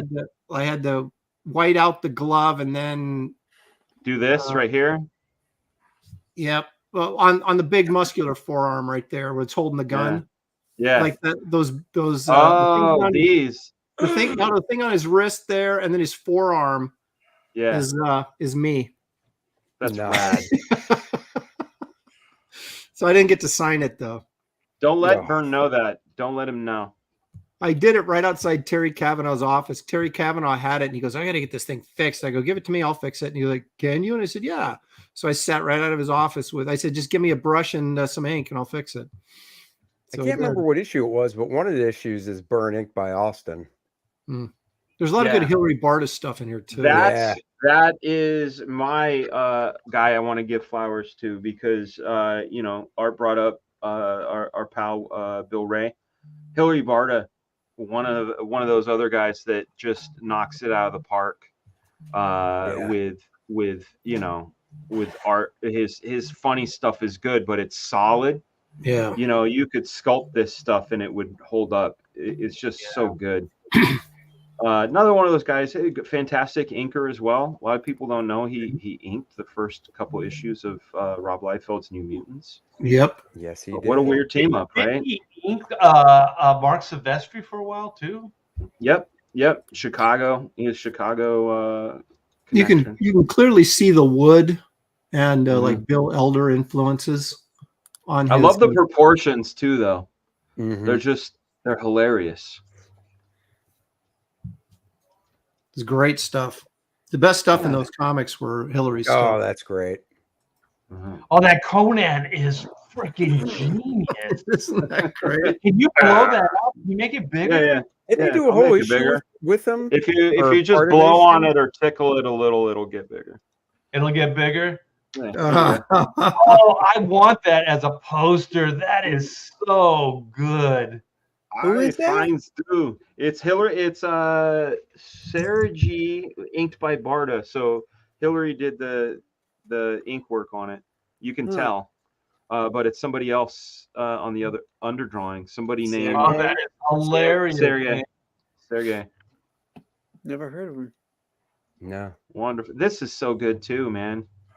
Yeah. Hey, there's this in my Starch. I can remember Ironing, it's man. it's a brilliant X-Men, John Byrne X-Men, inked by Terry Austin, and they're like caricatures of the X-Men. And there's this like huge like Colossus in the background. Oh, that's coming out of the cover of a crazy magazine, I think. Is it? Oh, that's Yeah. what that was. Is brilliant. I remember it from when I was a kid. Bring up issue 18, Dan. Oh, sorry. 18? Oh, there's Yeah, also you got it. You got it. what was that? That's a I think good it's one. in the art of John Byrne. There's a cartoony shot too where they're all running at you. But There Byrne you go. has it That's himself. my first front cover. I did 2 back covers to What The, and this is the first front cover they gave me. And of course, I did a Star Trek parody with Forbish Man as the lead story in the book. And you had to stick somewhat to style guide too to make sure this felt Simpsons. Right, the Simpsons and Peter Porker. Yep. Why, you little oh maybe I was. I thought it was the lead Hey, story. look, Marie's still doing the I work. know. Early America landed on Finnegan's Island. I saw the pencils for this, and they were great. Wow. look at that forehead on the professor. What year is this? This I was think 90. it was like 80 and 89. Now it was 92, maybe. You're right, 92.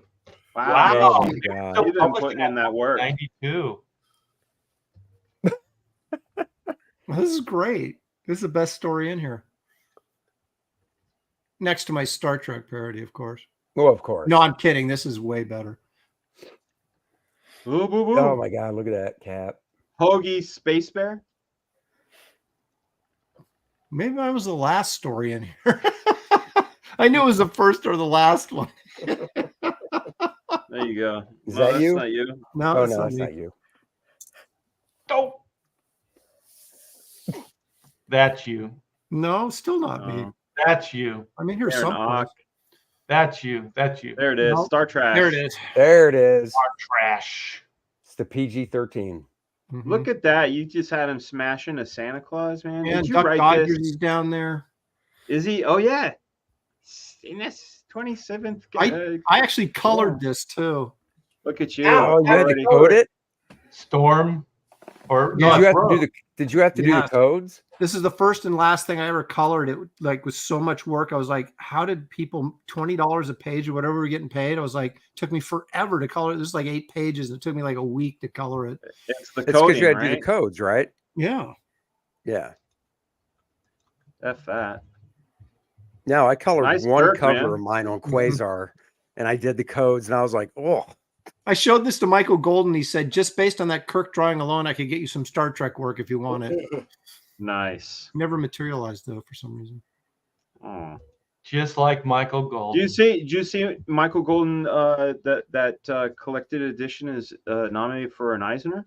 I Mhm. saw that. Yeah. Yeah, if you guys vote for, I'm not telling you what to vote for. Never mind. But, you know what I'm You saying? own two. Wait. of them? Go back to that Wolverine. That thing was awesome. Go back. Yeah, that's pretty decent. This one here? more. Yeah, the second Oh, to this last one. panel. No, the second to last panel when he's got the bottle. I think he's Not on that one, a no, the page Scotch before. Captain. I think it was an alcohol joke in there someplace. Good The stuff. captain, what does it say? So Oh, Thanos, you got is doing the Thanos in there laundry. too. He's doing the laundry in space or something. I can't remember. You got to draw Doctor Strange. Yeah, he was McCoy. This almost looks like Bender before Bender, right? Yeah, it does. Love Bender. He's my favorite out of all the Futurama characters. The alcoholic robot. You can't hate on that. Andy Smith. All right. Last but not least. So I discovered this after Megaton Man, even though it came out before. And this is a second iteration. And it's drawn by one of the nicest guys in comics. It's another it's not really a parody. E-Man, Joe Staton. Oh, Joe State. I never heard of it. Now, You never heard it of originally E-Man? came out in 1973, stole by Right. Joe. Yep. But and I do have that, but I have this entire run. E-Man? So wait a minute. So you have E-Man #1 from 1973? Yeah. Is it near mint? Because mine is. Oh my gosh. No, You know what? Aaron's is bigger. it's like a 6 or 6.5. I can't even believe you have it. Are you Oh, I have you own that? Yes. It's awesome. I own it too, but it's in horrible condition because I read it and art. I love the hell out of it. Art. That's some cool No, art. I got it. I went back This and is got Joe that Staten? just within the past decade. Yeah, he's really good, Dan. If you haven't heard of, I know Joe Staten's work. I just didn't know about this book. Yeah, this So was here, his let me creator show you. own, Yeah, I'll show you one of my favorite creator-owned issues. book. Yeah. In fact, I don't even know if that's the first issue I bought. The number one, I might have had to backtrack because this might be the first one I bought. Because oh wait, that's not the. Nope, hold on. So was it always published by First? I thought it was published. No, it's Charlton. Yeah, Charlton, Charlton right. too. Yeah, it was This Charlton. one. Oh, look at that. This, yeah.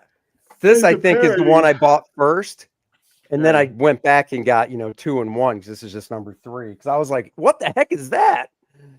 And just had to get it. I always loved Joe's stuff. I loved his stuff when he was doing Green Lantern because it really he got a little more cartoony on E-Man and reined it in a bit on Green Lantern, but not that much.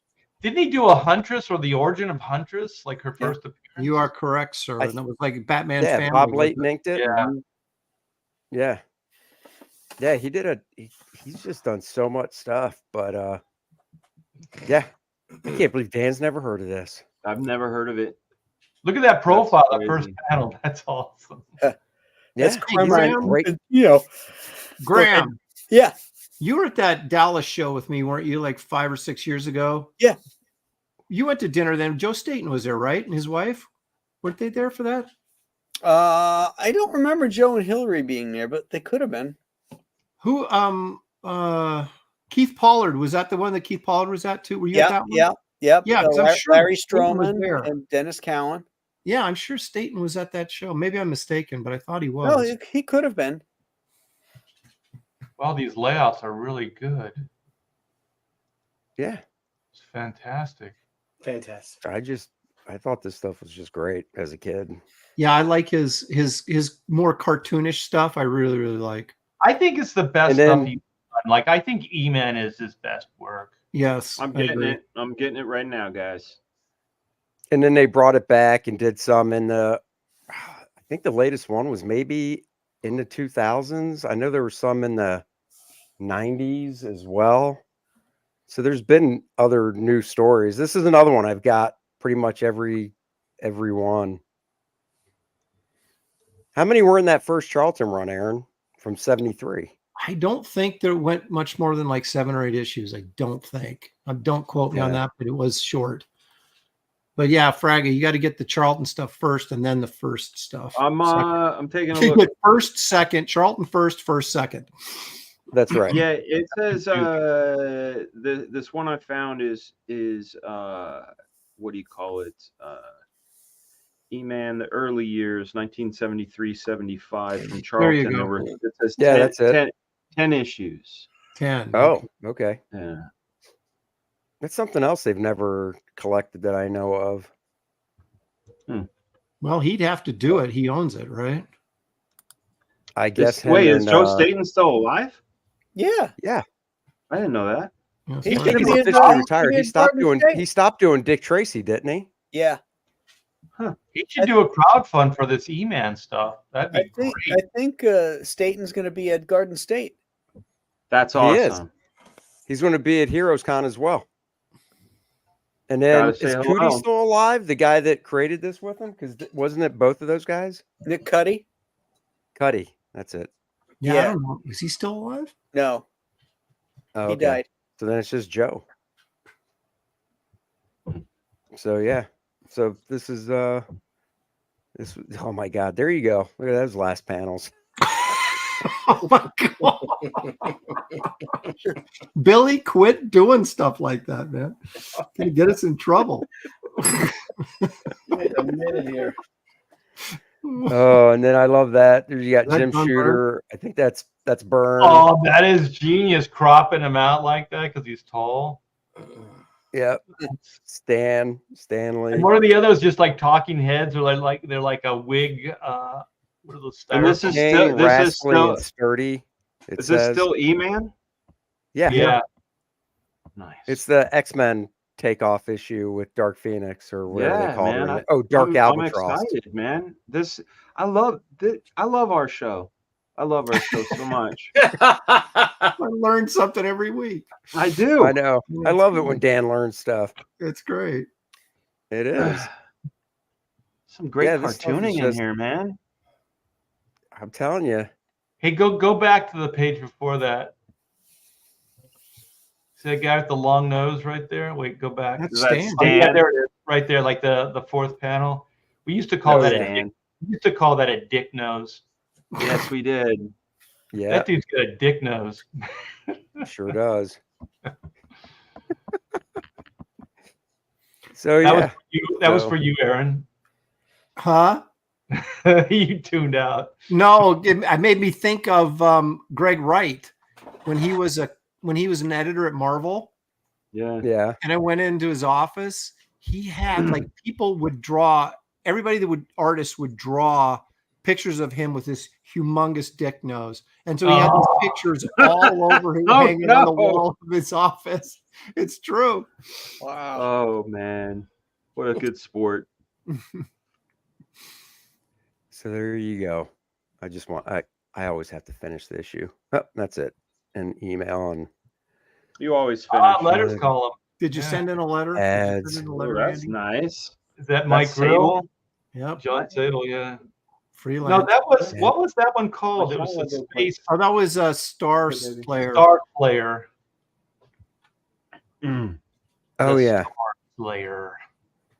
It's great stuff. Do you have issue 2, I think, of Star Slayer, Aaron, the first appearance of the Rocketeer? Of course I do in near mint condition. I got it. I got And it. you're Those mine. So condition. there. Oh, look at that. Buster Keaton. Buster Keaton on a little horse. That was on the funny. set of that little western that Billy liked. That's right. Terror Jimmy Watts. Terror Terror Tiny Town.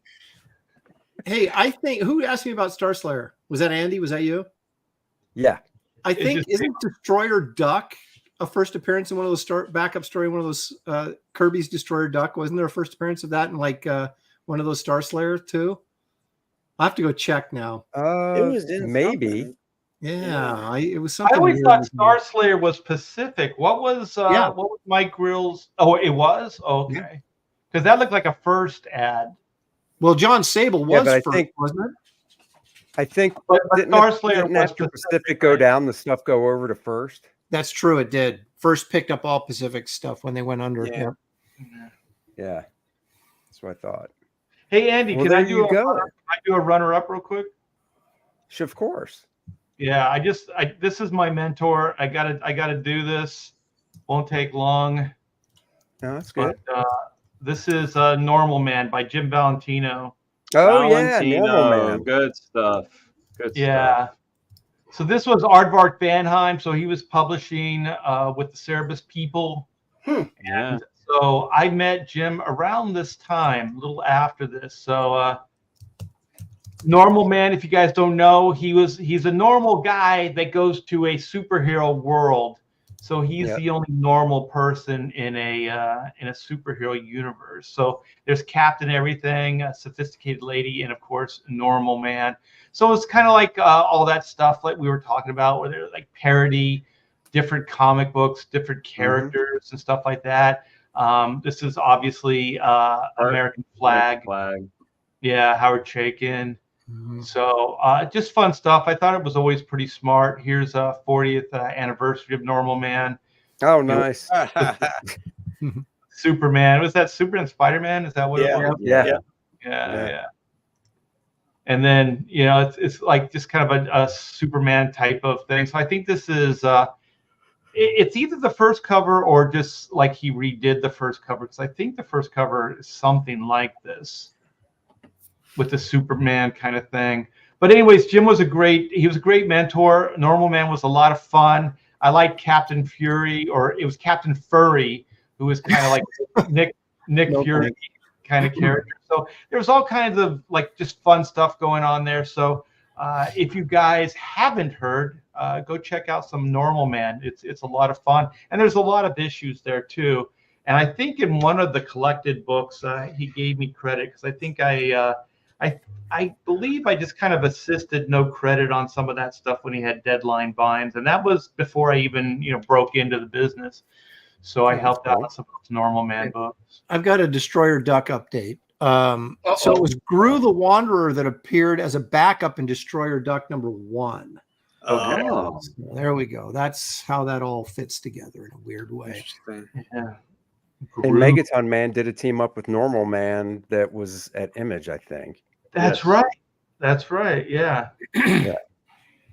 And Dom because- Simpson did artwork, right, for it. Yeah.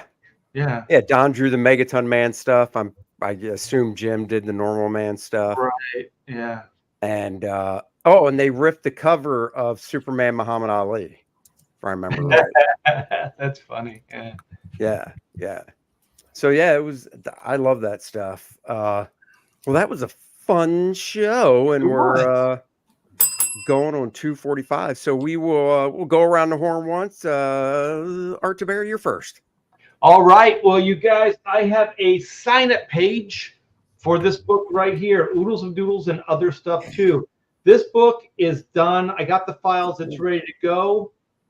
But what I would like to do with the campaign is I would like to build a new version of this. Since it's going to be a second printing, the first book is completely sold out. I Googled this bad boy. It's going for like $100 on eBay. So you guys, highly collectible, great artwork. It highlights my career. There's a lot of stuff from the past. And there's con drawings in here. Let me find some con drawings that I've done, you know, like on sketch covers, things like that. Those are great art. The stuff you post on those sketch covers is fantastic. I'm just saying. Oh, thank you. So it's hardbound. It's a magazine size coffee table type book. And so I would like to, as a stretch goal, possibly get a new cover for this bad boy and add 8 new pages to it. So we're basically be rebranding this for this campaign. So thanks to everybody that supported all my campaigns in the past. And if you could, it doesn't cost anything, sign up for Oodles of Doodles and other stuff too. And with a backing, you will get something free, either a trading card or a print, something cool like that. So thanks, Andy. You got it. I've got the first edition of that hardcover, and I'll sell it for $75 right now. Save $25. I'll even kick in the shipping. Is there a sketch in it? Oh, you know, there might be. I got to look at it. Yeah, he raised the price, man. Yeah, the price will go up, and it's got the dust cover. I would like to try to bring back the dust cover too. Oh, That cover is always nice. yeah, I remember I backed that. I remember way back. Yeah. Thank you. All right, Mr. Nolan. Well, tomorrow night, friends, Return to Monster Island comes down. It's closing out of Indiegogo and coming down tomorrow night to get ready for Friday's launch of Joe Frankenstein 3, The Eye of Ra. So one's closing, one's opening. And you can still sign up, and I urge you to do it for Joe Frankenstein because that is going to cut off when we launch, obviously. And what it gets you is it gets you a mini print, and it gets you to front of the line shipping. So no matter what perk you order, because we ship by perk levels, and no matter what one you're at, if you're at the last of the line, you'll still be, your stuff will get shipped first if you sign up and you make a purchase during the launch window. So get over there, sign up. It doesn't cost you anything, and you'll be happy you did.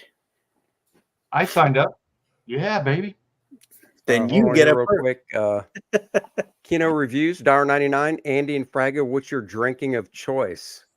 I mean, I'm just a beer guy if I'm at a bar and stuff. But if you're bringing something to a show or something, then I don't know. Whiskey's Bring fine. me over O'Doul's or some near beer. I was about to say I've been drinking Oodles lately, but you know. Kino brought some bourbon to the Tampa. Well, that's show. that. Nice. I'll go with that. See, Kino, you already know. Kino's coming up to Heroes then. He already knows. No, he's going to New Jersey. Oh, Jersey. already Okay. Yeah, Awesome. Cool. Yeah, Or maybe awesome, he's going Kino. both. I don't know. could be. Yeah. Tucci. Oh, tired. That damn show. Came home late last night. But yeah, for us guys, our action figures. Thank you all who did order our exclusive action figure. We're just waiting on the metal cards to come in because they're 2 sides instead of just a single side metal card. We decided to add another side. But the thing with metal cards is that you have to add a sticker to the back because there's sheets of metal. So a lot of times there's scratches. The metal, the stamping of the actual aluminum, whatever it is on the back, you could see like, half a word or something like that. So that's, but we're all, the figures that are coming in from Executive Replicas should be coming in this week. I'll sign them all, and we should have our trading cards this week too, and get them all out, ship them out on Friday. So thanks a lot. And then we'll be closing the 30th anniversary Way of the Warrior #1 original art edition. Thank you guys for all supported us. We'll be closing that campaign out too. I just want to check with the bros and the kings and see when everyone's closing so we don't step on each other's dicks, if you know what I mean. Whoa. Sorry. I keep mine in my pants, Billy. You ain't stepping on it. I seen that, Dick, man. You bet. I might. You might. What? You might. You seen it? What? Yeah.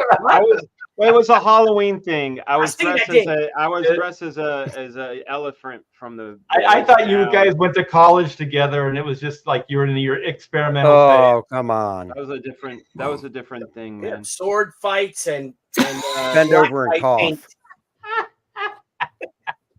That was a All right, different little thing. Presty.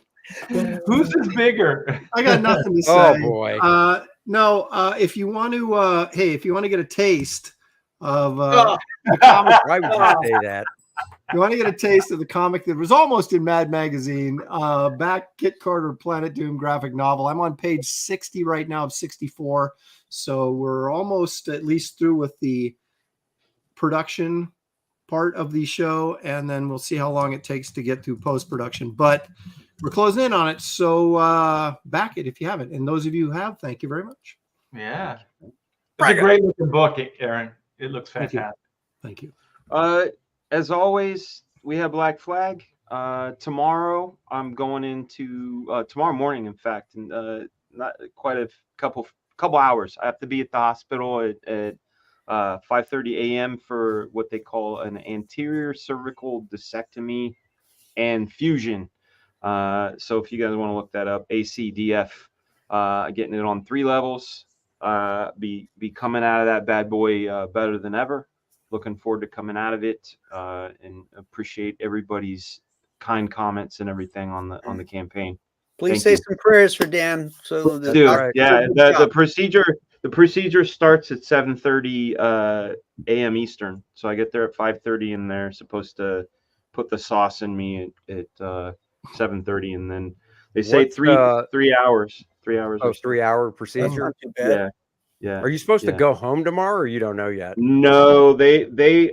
It's weird because the doctor was like, "Oh, maybe overnight," but then the lady I talked to at pre-op yesterday was like, "Oh no, honey, you're having 3 levels. You're going to be in here for at least 2 to 4 days." And I was like, "How about 2 days?" Yeah. So, wow. Yeah.